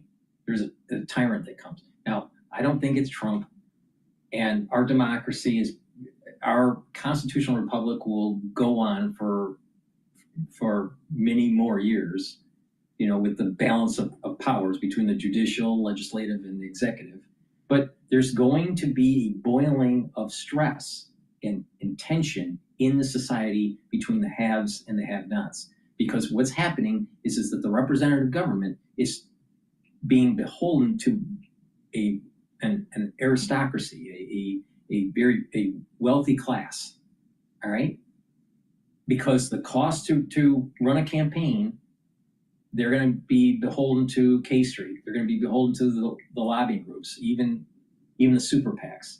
Now, I happen to meet one of the key lawyers that's pushing to try to prevent super PACs from being formed.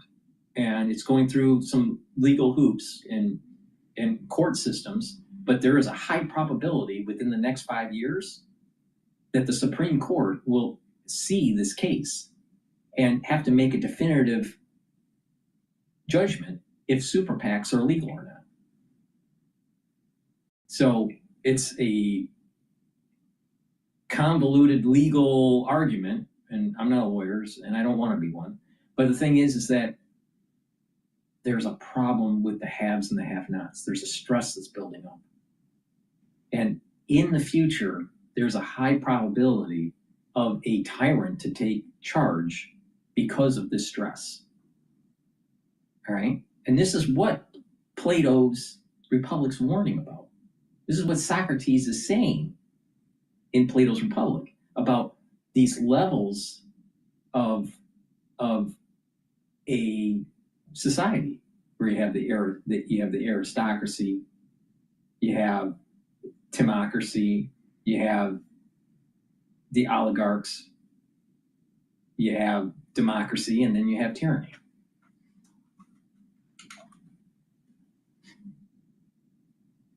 Now, again, you know, it goes back to the idea: are you going to fight for constitutional freedoms or not?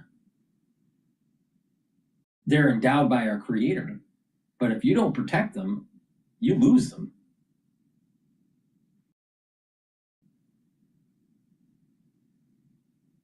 All right. With that, let's take a look at what else is being played in the news.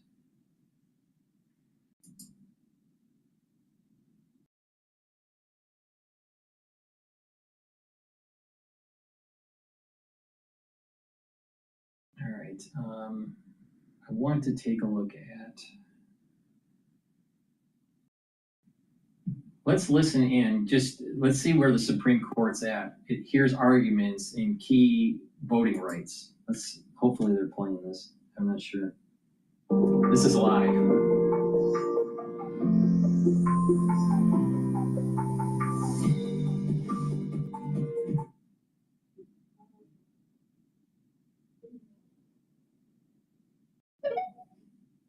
Nah. All right, all right. It doesn't look like the Supreme Court's talking. I thought they were talking. I thought they were talking here. All right, let's listen. Let's listen to Times Radio. Trump can put Putin out of business and end the war. There are no red lines. Putin can huff and he can puff and he can make all the noise he wants to make. But at the end of the day, it's just huffing and puffing. And so I think that we should be giving Ukrainians everything they ask for and everything they need to cause Putin untold damage, particularly to his military infrastructure and to his economy, because that's going to be the only moment that he comes to the table and agrees a ceasefire. He's not going to agree a ceasefire if he's not under duress, and he's not currently under duress.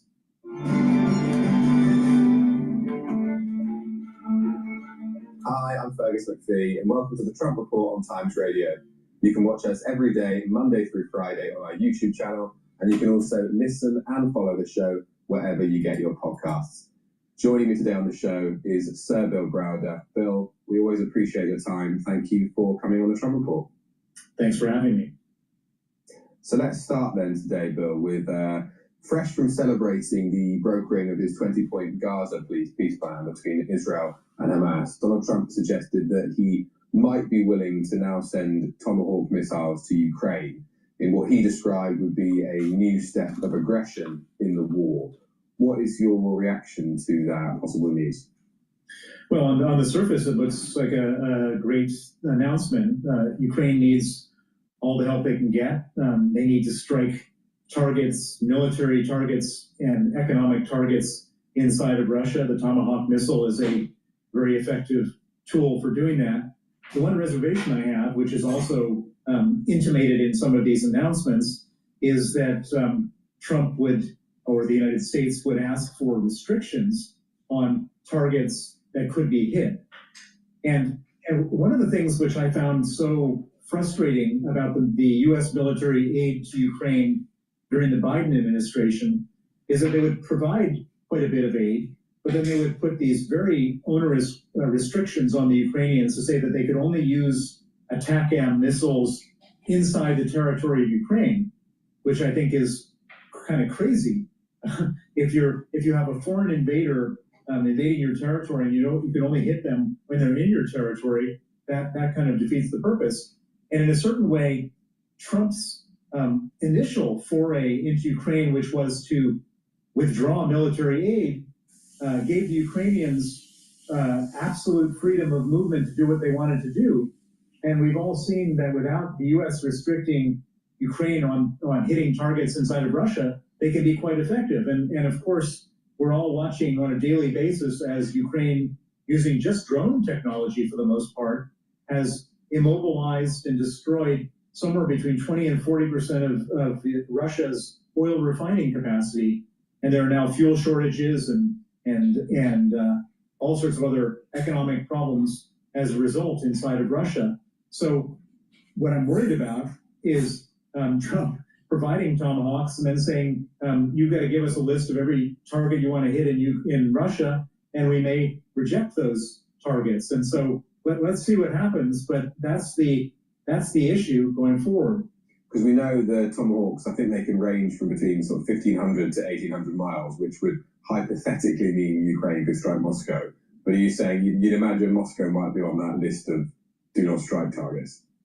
Well, I don't know what's going to be on the list or what's not going to be on the list, but I know that having a list creates a problem, because there's this fantasy that if you hit Russia, you're going to escalate, and all of a sudden we're going to be in a terrible nuclear war, which has never proved to be true. We know from the very beginning of the war that so many things could have been done.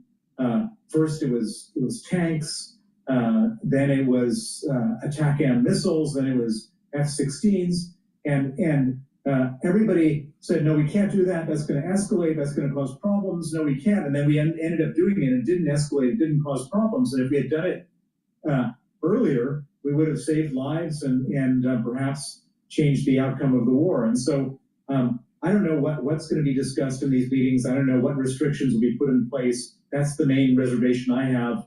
The headline looks good. The details may not be so good. Mm. So is there any cause for concern then? Because we know that Joe Biden's administration kind of famously didn't ever send any Tomahawks to Ukraine. So if this is a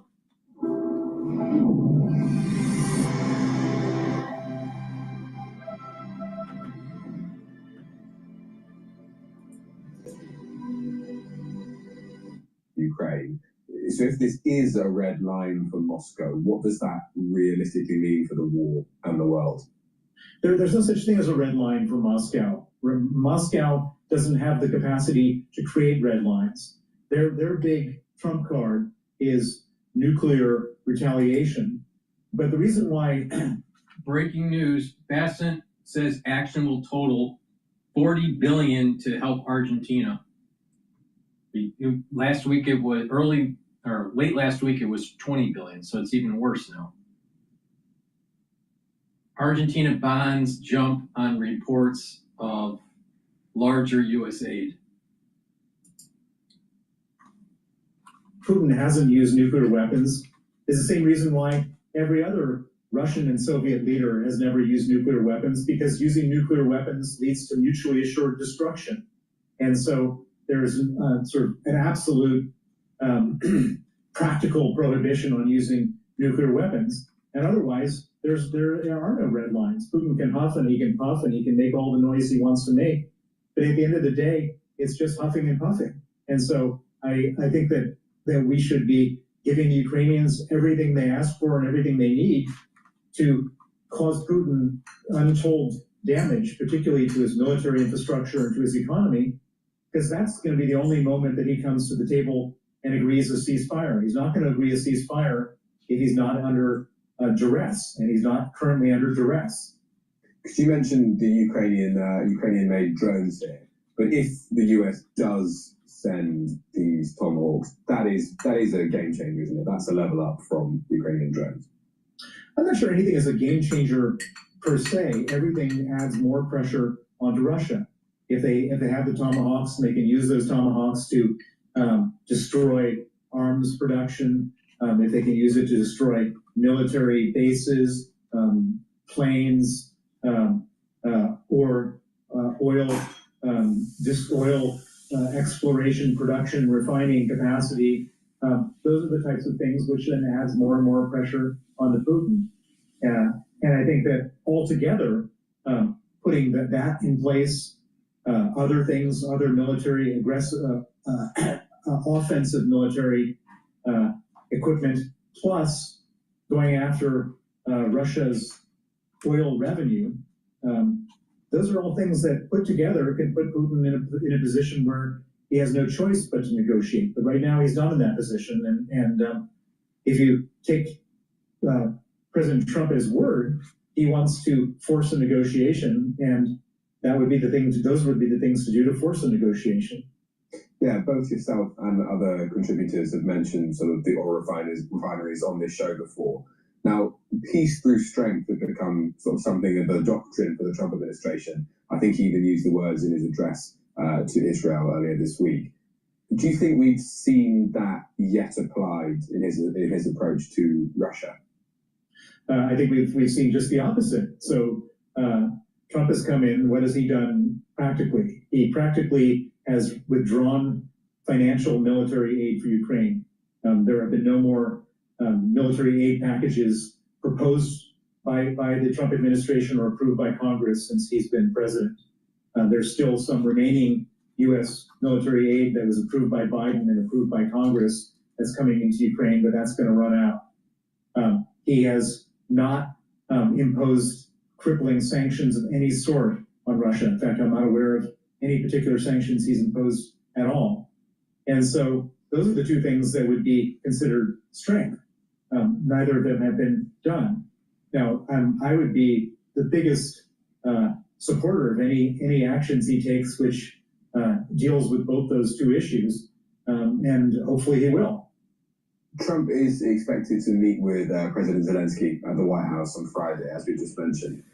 We've seen the kind of relationship between those two, at least publicly, change since that infamous Oval Office meeting in February.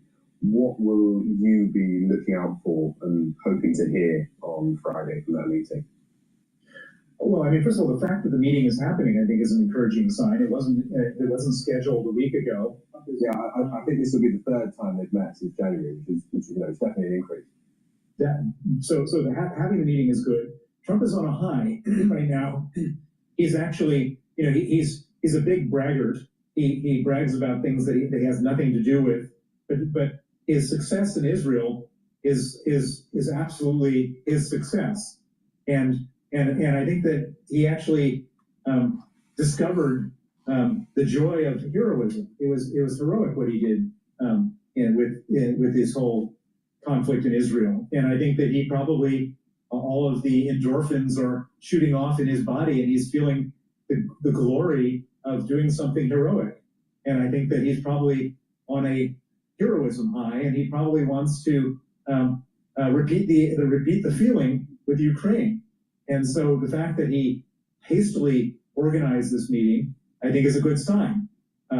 We don't know what's going to be discussed, and it's impossible to really predict because nothing is predictable in the Trump world. But the fact that the meeting is happening is good, and it's happening in a good context because he made these statements at the United Nations, completely changing his views, saying that Ukraine could win the war. That's a lot different than the view that he took at the Oval Office with Zelensky, where he berated him and said, "You have no cards."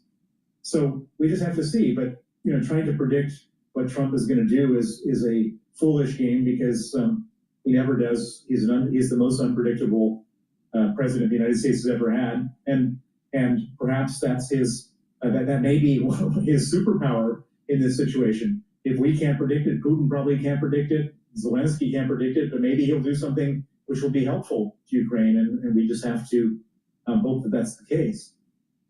Yeah, you mentioned that hero narrative. Pluto TV is your home for premium Black entertainment. You bring it on. Check out the Black Collective and stream 19 live channels of your favorite. Yeah, you mentioned that hero narrative. Are you confident that he'll sort of keep that up? Because even if he does make this pivot and is serious about pushing for peace in Ukraine, we can only sort of judge the president on his actions. And in the last week, we've seen, like you said, his great work with brokering that peace deal. But one of the criticisms I think people have raised is that they kind of have this ingrained idea that he won't have the attention to see that through. Or, he's got this deal now, but it will lose interest in a year's time. Are you concerned that that might happen on Ukraine? Well, Trump has the the attention span of a fruit fly, and so in all issues he moves from one thing to the other. But some of these things don't require intense attention at all times. Some of these things require a policy decision. Supply Tomahawks and allow the Ukrainians to use them for whatever purpose. Once that decision has been made, it's not like Donald Trump has to be micromanaging it. If Ukraine needs more resources, perhaps provide a military aid package, approve it, let Congress vote on it, and then it's done.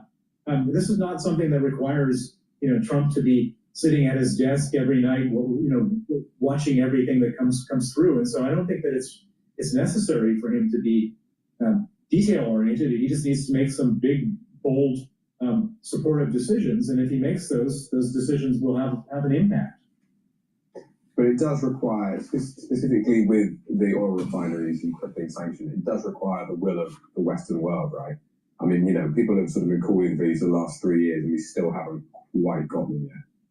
Well, on the oil refineries, and just to summarize why it's so important, 8 oil refineries, 2 in China, 4 in India, and 2 in Turkey, basically buy all the Russian oil that's sold out of Russia, and that's adds up to $300 or $400 billion of money for the Russian economy, which is what Putin lives on to fund his war. If we were to tell those refineries not to buy the oil and you'll be punished and can't do business with the West if you buy that oil, and they don't buy that oil, Putin is out of business. And of course, that's a really powerful argument. It's not something that's Trump's decision alone. It's a decision of the European Union, of the UK, of Canada, Australia, Japan. But if all the allies were to work together on that particular decision, that would end the war, I believe.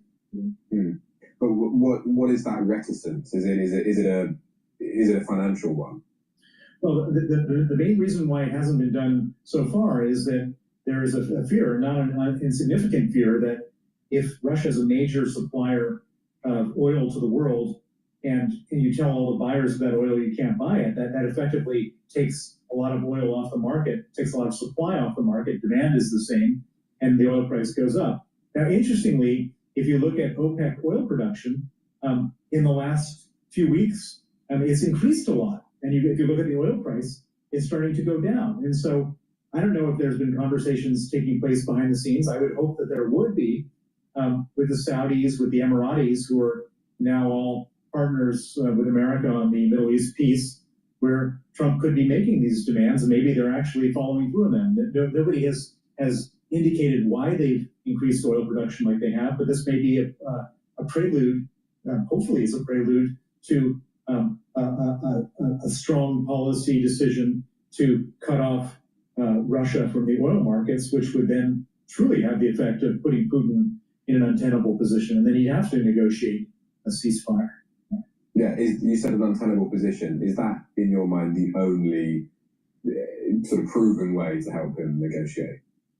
Well, there's two things. One is giving Ukraine offensive weapons so that they can pummel Russia's economy and military capacity, and two is to take away the money that Russia has to conduct its war. If you do those two things in parallel and effectively, then Putin will be in a position where he's not pounding his chest and saying, I can carry on into perpetuity on this. And the time is limited for us because we're living in a world of democracies. Putin's not he's not a democratically elected leader. He's a dictator. And so he doesn't have to worry about midterms and the next elections and so on. Whereas in all of our countries in the West, all of us supporters of Ukraine, we have all sorts of things to worry about. We have in France, I think we're on our fourth government, and Marine Le Pen, who's funded by the Russians, is waiting in the wings. In Germany, you have the AfD, again, a pro-Russian party with the most votes.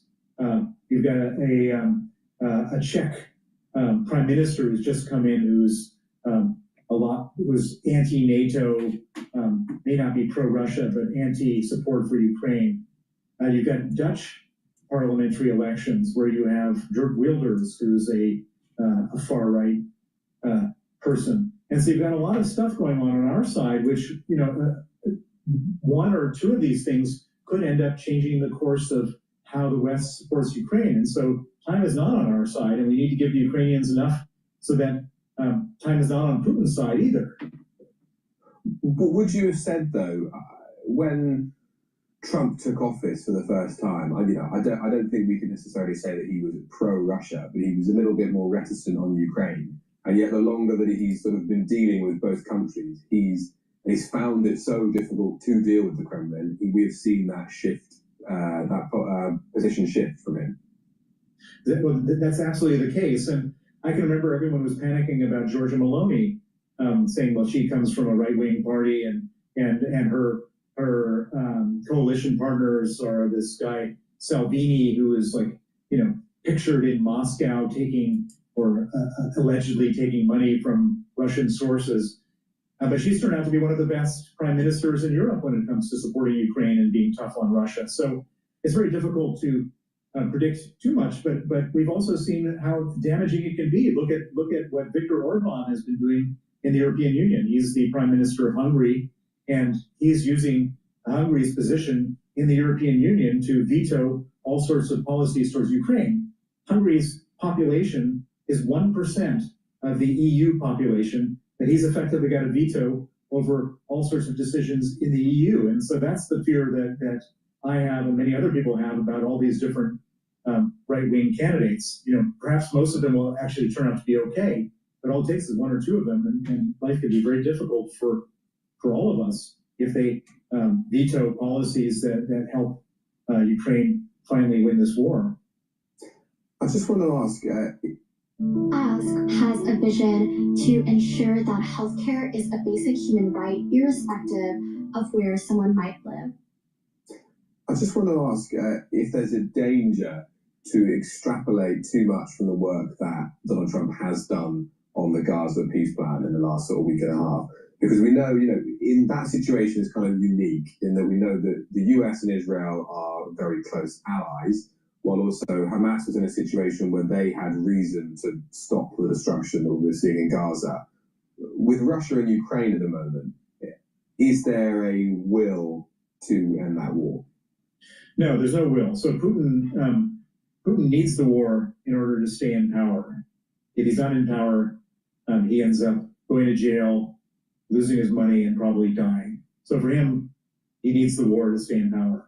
And the only reason that he would ever stop the war is if it's just going so catastrophically that he thinks he's going to lose power by staying in the war. And Ukrainians have to fight this war because, as painful as the war is, it's a lot less painful than Russian occupation. And why is Russian occupation so bad? All we need to do is look at the images from Bitchute. This was an occupied city near Kiev that was then freed. And what we saw in Bitchute was that every woman in Bitchute was raped, and the men were herded together tied behind their backs, tortured, and then shot in the back of the head. And then the children were all kidnapped and taken to Russia.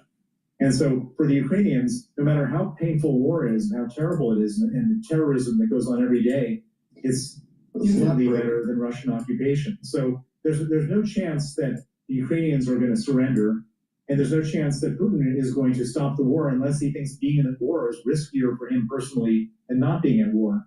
And he's not gotten there yet. And none of this is going to be because Trump and Putin are, quote, friends.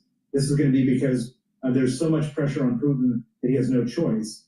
He only responds to a boot on the throat, and that's what we have to do now. So the Gaza peace plan was, an incredibly difficult piece of diplomacy. If we'll go back to the start of the conversation, if Trump is serious now about Ukraine, I mean, is this even more complicated? Well, I think it's actually not that complicated. It's all about offensive weapons for Ukraine and punishing sanctions for Putin. It's just a question of, and by the way, and a lot of allies, with the whole Middle East story, it was probably much more complicated because there were so many different cross currents of argument. I think in the Russia-Ukraine thing, it's black and white. There's an aggressor and there's a victim. There was a brief period of time when Trump first came to power where he didn't recognize Ukraine's victimhood. He seems to now. Everybody else does. And so I think this is actually a simpler conflict to resolve in the sense that once we make our decision about how do we put pressure on Putin, we can just follow through on that. And then I think eventually he'll crack. So Bill Browder, thank you very much for joining us on the Trump Report. Thank you. Please go to my store, the-studio-reykjavik.com, and get this multivitamin. This multivitamin has the multivitamins for proper enzymatic activity. They are cofactors that will attach to the enzyme, change the conformation, and that enzyme will perform more efficiently. Your cells will perform more efficiently. And it's the foundation for my anti-aging protocol. It's easy to digest. Get this complete multivitamin and stack it with the probiotics. Now, I have two types of probiotics. You can get the powdered version or the VeggieCat version. Both are very high quality, and by taking a good probiotic, you're going to have a better gut biome. You're going to have a better immune system at the gut level. You're going to have better communication between your gut and your liver and your gut and your brain. You'll have better skin over time, and your brain function will improve. Because with a good gut biome, you're actually going to sleep better. And by sleeping better and having those REM cycles and deep sleep cycles, you're going to be able to consolidate memory, detoxify your central nervous system, and you'll be well rested. In addition, you'll be able to absorb your nutrients better. So please go to my store, the-studio-reykjavik.com, and get the very high quality probiotics, either in the VeggieCat form or in the powdered form. I prefer taking the powdered version because I mix it with my soft food for lunch, and I take a lot of different powders like the collagen and the gladiator barley and the boomer boost and the lignans. So it's just easier for me. So please go to my store, the-studio-reykjavik.com, and take the probiotics. Take it with the complete multivitamin, which is very easy to digest. And by doing that, you are building that foundation to slow down the aging process. Good health starts at the gut. So please go to my store, the-studio-reykjavik.com. I want to play a short clip here. It's only 5 minutes long, by Bloomberg talking about U.S. tariff rates rise to highest since 1930s. It's not broken yet, but it's under strain. It's under strain because of tariffs. It's under strain because of geopolitical tensions. It's under strain because of the trade war. And we can see this in the threats flying back between President Trump and China right now over everything from shipping to rare earths to cooking oil.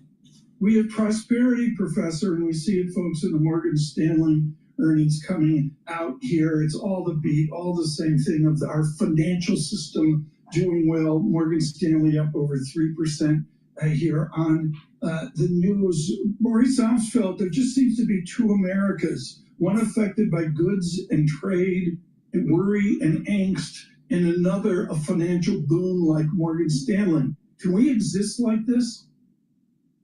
Well, the U.S. economy has become increasingly financialized over the decades. And, at some level, the U.S. is the world's banker at this point. And interestingly, finance hasn't seen the kind of backlash that we've seen against trade. Trade is blamed for deficits with other countries. It's blamed for the decline of manufacturing.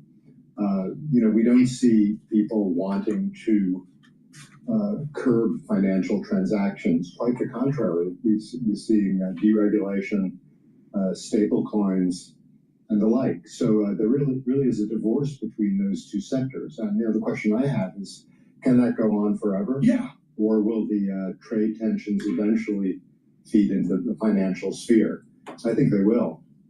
And Professor, that's kind of where we are right now. The folks that are supporting tariffs, they say, we are not seeing the economy slow down. We recently had a very strong third quarter GDP print. We are not seeing a material increase in inflation data, although we are now lacking data because of the shutdown. So again, the supporters of tariffs are saying, we're just not seeing those economic headwinds coming from tariffs. So my question to you is it just a matter of time, or are corporations adapting? Oh, I think it's a matter of time. There is some adaptation, of course, as corporations look for cheaper suppliers. But just sort of look at what we've seen. We have not seen any material fall in the dollar prices that foreign countries charge for us. We've seen some limited increase in consumer prices of imported goods and close substitutes for those imported goods, but not enough to offset the tariff. But we've also seen substantial revenue coming into the Treasury from tariffs, which is being paid by our importers. So how do you square that circle?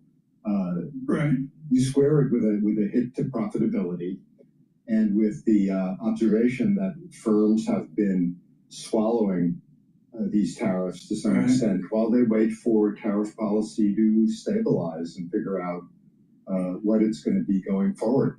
Now that we kind of know where we are with tariffs to some extent, I think firms are going to be adjusting by passing those cost increases on. Professor Amsfeld, synthesize here, say, the work of Douglas Irwin at Dartmouth with down the hall from you at Berkeley, Barry Eichengreen, and this whole trade upset and the risk to the dollar. This goes back to Amsfeld, Rogoff, and frankly back to Mundell. I'm assuming you don't have a fear of the gloom crew on the dollar. Is that correct? Gloom crew. I'm worried long term about the status of the dollar. I think there are very strong forces keeping the dollar in the prime position it's in global markets as the world's currency. But foreign countries are increasingly worried about the kind of coercive, punitive actions that this administration has been taken to enforce its will globally, not just in the trade sphere, but looking at issues like internal politics. We see this across the board for positive and negative. The Treasury right now is bailing out Argentina for largely political reasons. So I think the bottom line is that foreign countries no longer trust the U.S. as a responsible steward of the global economy. They're going to seek to decouple and insure themselves against policy volatility emanating from right here. Okay. I'm gonna play a CNN clip about Putin. Yeah, they're talking to a former NATO official. Please go to my store, the-studio-reykjavik.com, and get the collagen. This collagen is very high quality. This is dual purpose. You take it every day. This is a month's supply. This will help with your skin, your nails, your hair, your musculature, your joint health, cartilage, Also, bone density. Do some resistance training, take the collagen. This is very high quality. Please go to my store and get this. And you can also stack it with, or take it separately, the heirloom barley. Heirloom barley is a very high nutrient, micronutrient barley that you can't get at a regular store, right? This is special stuff. This is a month's supply. It's a powder. You mix it with soft foods, filtered water, a smoothie, or even with milk. I mix it with hummus, but you can mix it with yogurt or maybe applesauce. But take it every day. And what this will do is bring down inflammation, detoxify your body, and soak up free radicals through superoxide dismutase. That means you're slowing down the aging process, all right? By bringing down inflammation and detoxifying and soaking up free radicals daily, what that's going to do is improve your immune system, your endocrine system, your brain function. By bringing down inflammation at the cerebral level, you're maintaining your neural health.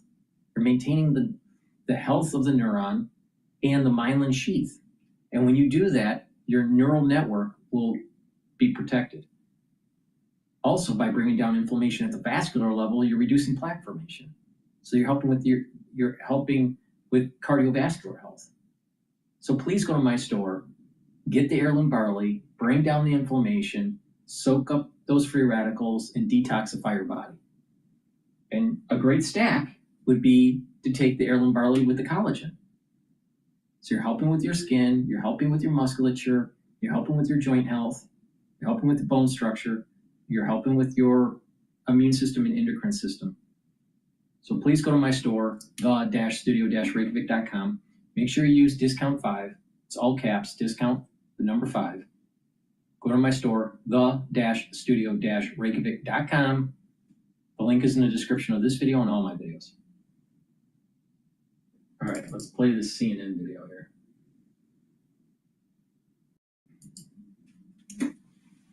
Pressure needed to get Russia to the negotiating table.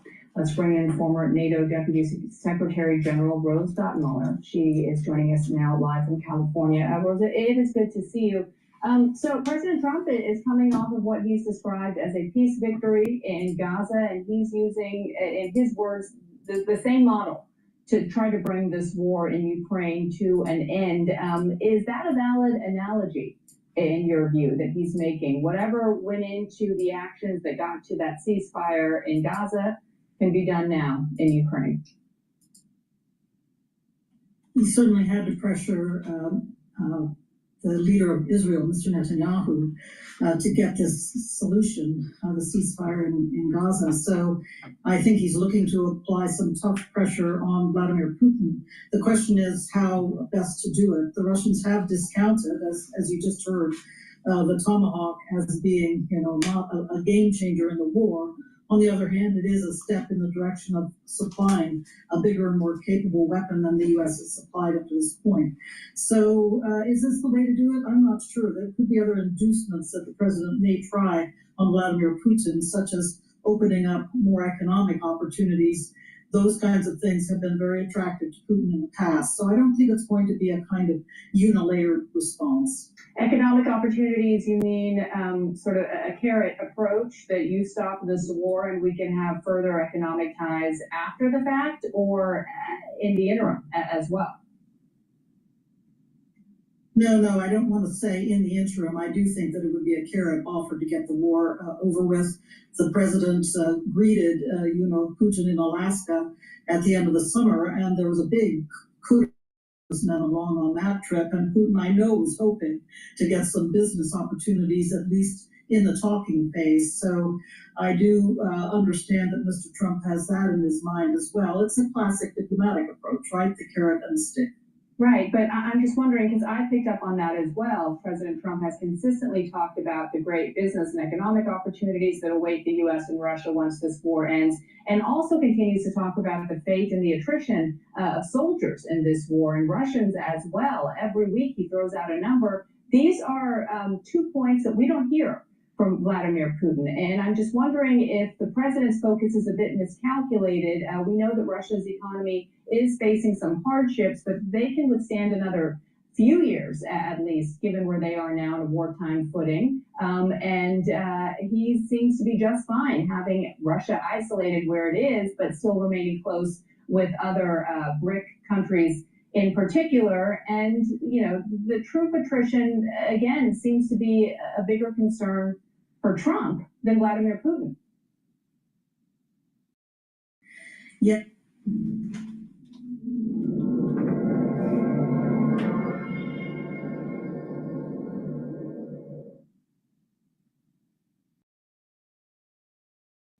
Yes, and that's very odd because I think Vladimir Putin at this moment is playing a dangerous game.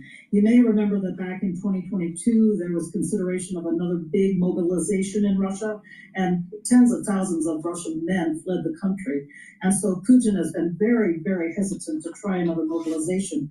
But now they are changing the law, apparently, that limits the use of 2 million reservists. And they've got that before the Russian parliament, which is a rubber stamp. So it looks to me like Putin is considering doing a hidden mobilization, calling it a simple change in the reserve law. And in that case, I think he's showing some vulnerability because that was politically the bridge too far for him back in 2022. Yeah, we'll see if a play on words will allow this to pass with the Russian people. Remember, for so long, he called this a special military operation before actually identifying it for what it was. End of war.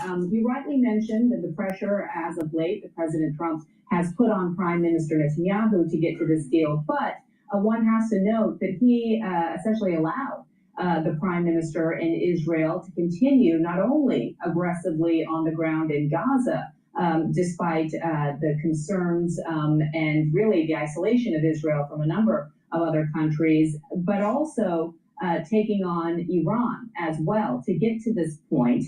I'm wondering, we've seen pressure that President Trump, especially early in this administration, the first few weeks, put on President Zelensky. Do you think that to get to a ceasefire anywhere near where we saw in Gaza, he should also perhaps start allowing President Zelensky to do a bit more before he then attempts to rein him in, if he does have that oversight over him in the way that he doesn't over Putin?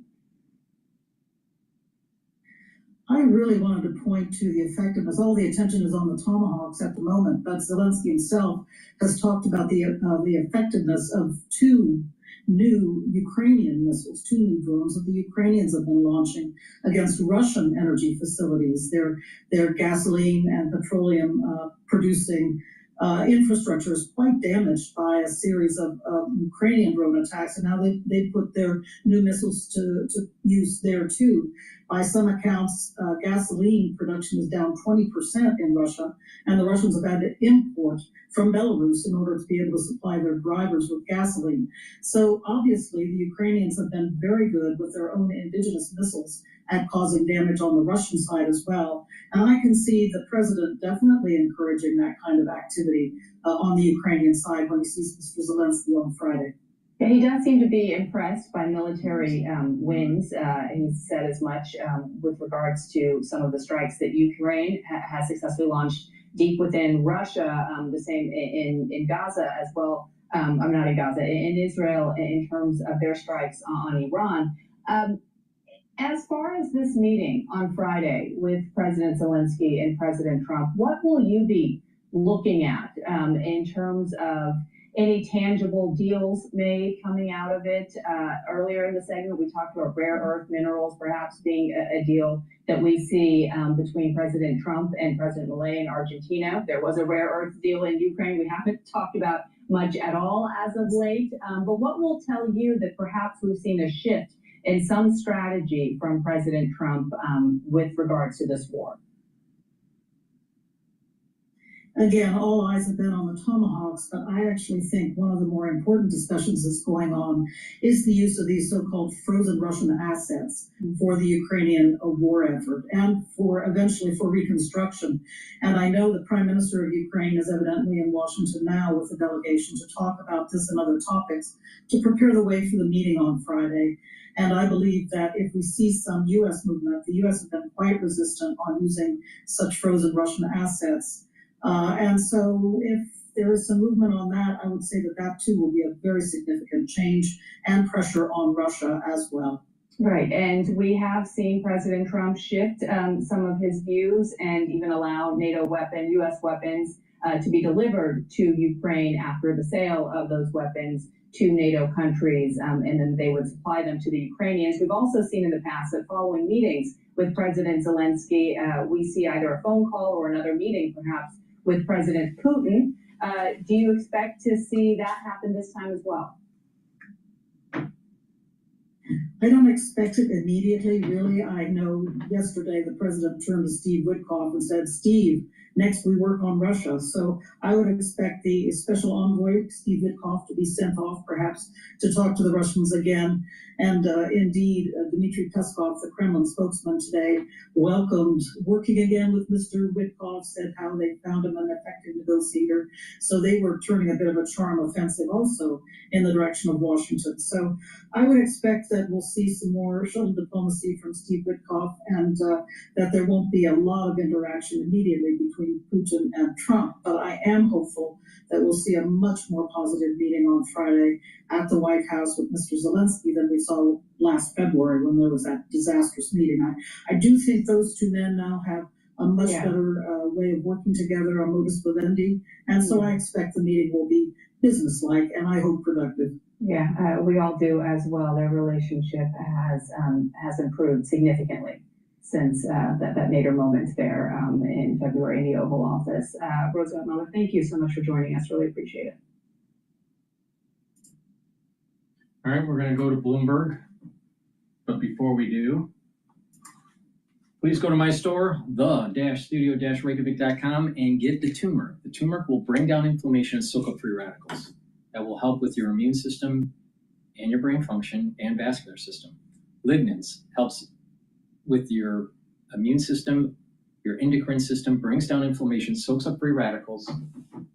Very important for bringing down that inflammation, helps that cerebral system, helps that vascular system, helps the immune system. And ashwagandha root helps you to control your cortisol levels and your blood glucose levels.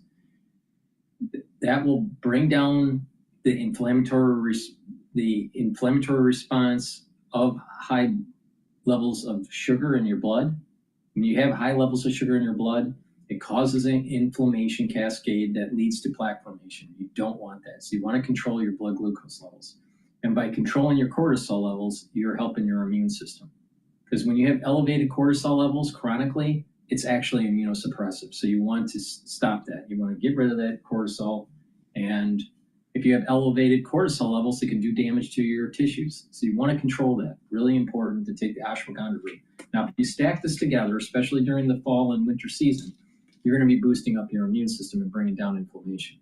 All right? But if you take this every day, you're actually slowing down the aging process. So please go to my store, the-studio-reykjavik.com, stack the turmeric, the lignans, and the ashwagandha together. It's a very powerful stack to boost up that immune system, help with your cardiovascular system, help with your brain function. It's going to protect those neurons because it's bringing down inflammation at the cerebral level. And by doing that, you're slowing down the aging process. Because when you bring down inflammation and you're soaking up free radicals and you do that regularly, you are allowing your body to heal.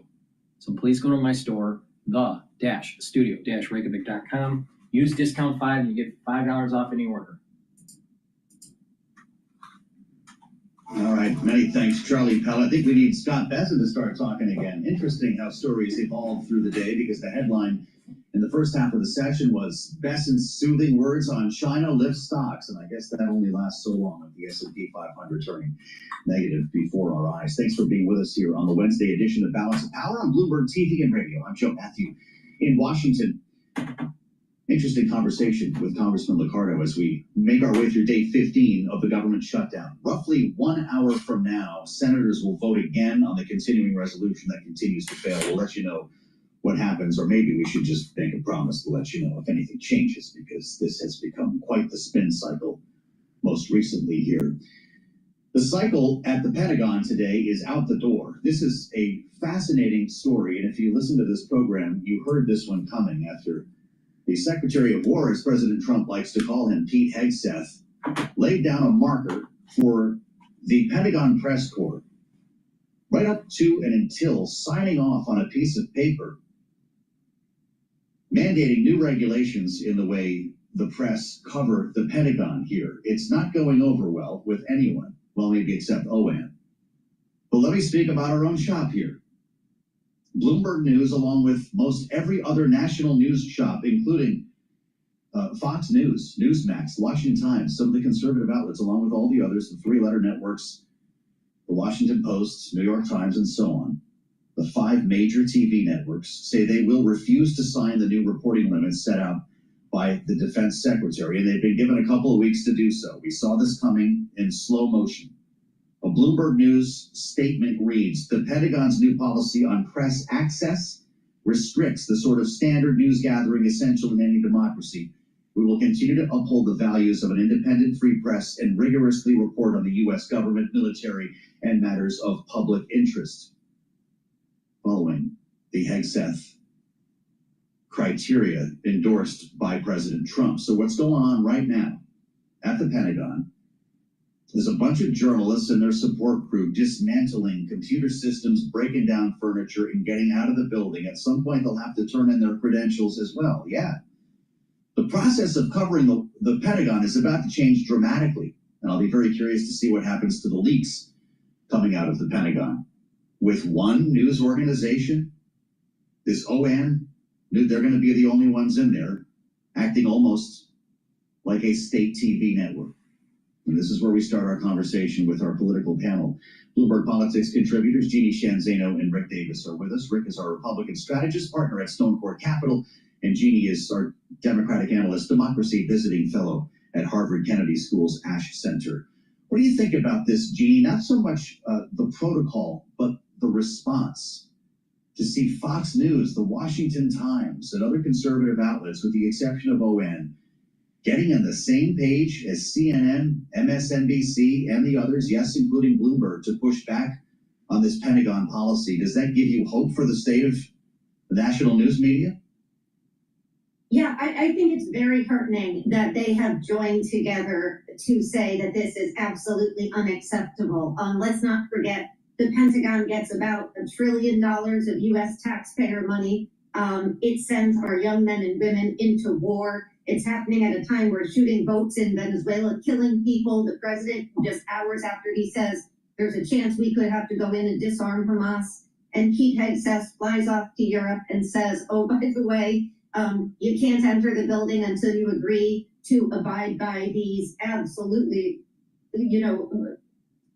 insane, really is the way to put it, restrictions on press freedom. So I do think it is very, very, very heartening. I also think that Pete Hegseth doesn't understand a lot about reporting. Does anybody think reporters are just going to say, oh, okay, no more coverage of the Pentagon? I think we're going to see, Joe, and this is my guess, even better reporting. They're going to talk to their sources, and they're going to be harder on the Pentagon from the outside. So I think he's doing himself a disservice if he's trying to control the narrative. I do tend to agree with you on what could be enhanced reporting. We're going to end up seeing stories now we would not have seen otherwise because of this challenge by the Pentagon, and we should be more specific. This is a 21-page document that journalists were asked to sign last month. As we report, one of the most concerning elements is a line barring journalists. This is the heart of the policy. Barring journalists from reporting classified and even some unclassified information without the permission of the Pentagon. That's what would change here. You would have to get essentially the secretary to sign off on your story before it goes out. And the secretary doesn't work for any newsroom. He did used to work, of course, for Fox News, which is, by the way, packing up its bags right now and getting out of the correspondence corridor, as it's called. This goes back to the years just after World War II. The then defense secretary in 1972, Secretary Melvin Laird, renamed the Pentagon hallway Correspondence Corridor, dedicated a memorial to reporters killed while covering U.S. foreign wars. If you walk down the corridor, in fact, they have a memorial set up there, invoking the likes of Walter Cronkite, Edward R. Murrow, Andy Rooney, and others. What do you think about this, Rick? You spent more time in the Pentagon than most civilians due to your career here in Washington, and I know you're very familiar with some of the top brass, or you have been. You prepared them for confirmation hearings.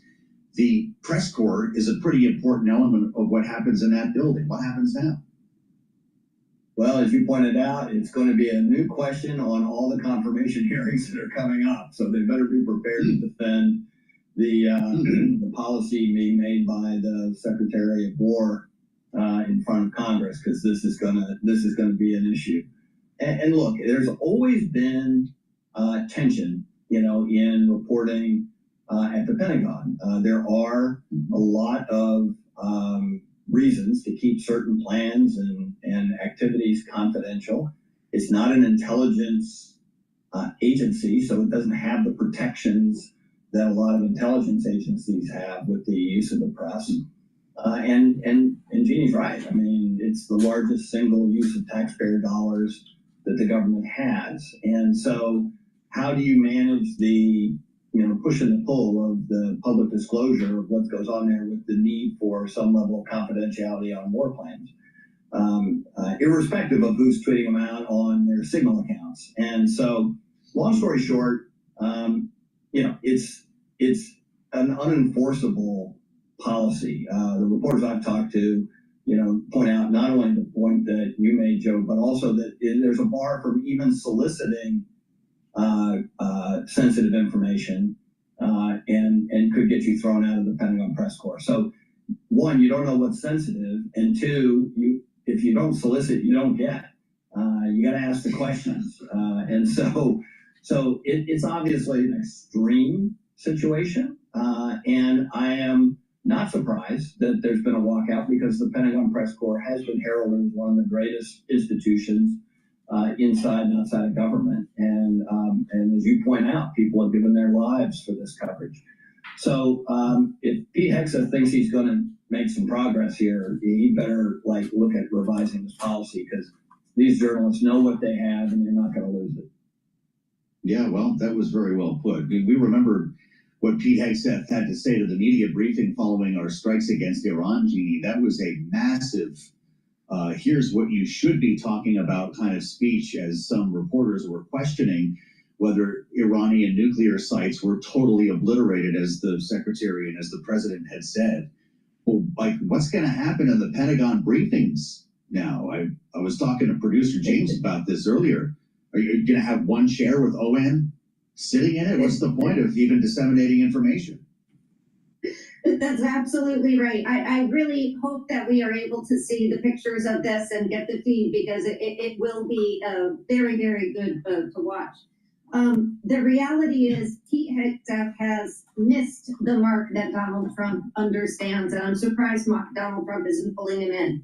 You know the old adage, keep your friends close and your enemies closer? If he really thinks the press corps are his enemies, keep them close like Donald Trump does. He has no trouble answering questions all day. I think the reason why they're doing this is they're trying to reduce leaks and stop the generals from complaining about the restructuring that Hegseth is instituting. If you're canceling programs, if you are getting rid of generals that are no longer needed or out of shape, don't you think that the military brass, don't you think their underlings will be complaining? Of course. So instead of having the Pentagon be a bunch of individuals running to the press that's roaming the hallways of the Pentagon, writing stories about how the generals are upset that one, program's being canceled, and, that there's a restructuring of the army or whatever. He wants to control the narrative. There is nothing wrong with that. There's literally nothing wrong with that, because the Pentagon has been wasting American taxpaying dollars for too many decades. Secondly, we're going to war with China. Wake up. Wake up.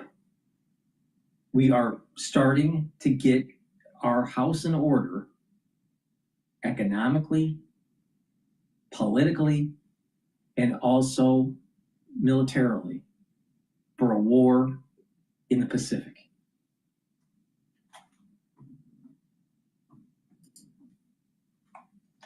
That they can't wander around the halls asking people questions, which is what they've been doing since there was a Pentagon. And so now he's got to sit down with a group and say, okay, what is it that I can do to meet my needs for confidentiality, which is an issue inside the Pentagon, and make it, accessible to you and your First Amendment protections. And there's a deal there to be done. It is the deal administration. Go cut a deal. And well, here we go. I think Donald Trump would appreciate that. And just yesterday he talked about moving the press corps out of the White House. Just behold that for a minute, because we've heard that story before too. Rick Davis and Jeannie Shantano, Bloomberg Politics contributors, great insights. Thank you for the panel. Maybe this will change. Christopher Smart is on. Please go to my store, the-studio-reykjavik.com, and get the C60. C60 is 1,000 times stronger than vitamin C. You take a teaspoon a day, every day, preferably on an empty stomach in the morning. But take it every day, teaspoon a day. You can get it in avocado, extra virgin olive oil, or MCT coconut oil. Now, C60 has to be in an oil because it's lipid soluble for proper absorption.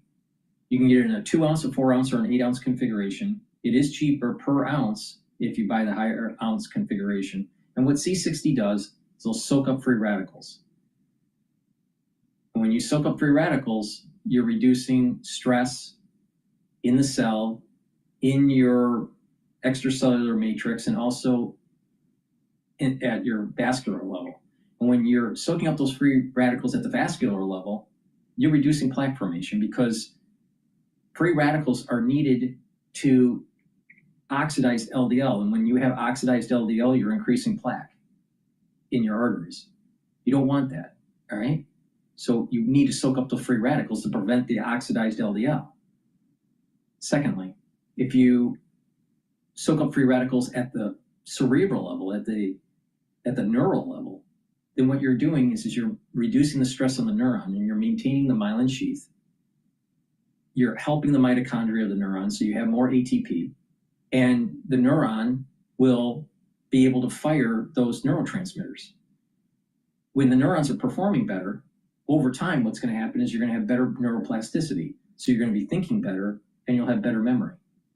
At the cellular and tissue level of the rest of your body, your cells will perform better because your mitochondria in those cells will be healthier. It's going to be soaking up those free radicals. The C60 will soak up those free radicals, boost up the health of the mitochondria. You'll have more ATP, and the cells will perform better. If the cells are performing better in different tissues, the organ systems are going to perform better. This will help with your immune system. This will help with your endocrine system, your glands. Very important. Within 2 months of taking C60, you're going to notice the effects. You're going to have more energy, and you'll feel that your body is healing. After a year, you're going to visibly notice a difference in the mirror. You'll notice that you look younger. Why? Because your immune system and endocrine system is getting better. Your metabolism is better. You have more energy. Your cells are working properly. Your brain function is working better. The basal layer of your skin will be healthier.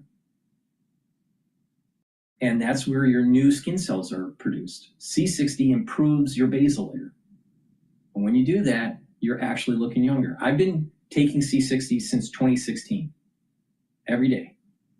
Please go to my store, the-studio-reykjavik.com, and get the C60, and that's part of your anti-aging protocol, but there's a benefit. It's not just slowing down the aging process. This thing's helping to boost up your immune system and help with your endocrine system and your other organ systems. Very important to take every day. Please go to my store, use discount 5 on any order, you get $5 off. It's all caps, discount, and then the number 5, and it's $5 off. Please go to my store, the-studio-reykjavik.com, and get the great products that I offer. If you follow my advice and take these supplements and you stack them a certain way, like I've been saying throughout this transmission, you're going to get the max benefit. Because it's not about just taking one supplement, it's about how you stack them together. And it's a holistic approach. Proper diet, proper exercise. Do some resistance training. Do some cardio. Do some stretching and balancing exercises. Why? Because by doing stretching and balancing exercises, you're actually activating the cerebellum. And when you activate the cerebellum, you're improving your gait, you're improving your coordination, your balance.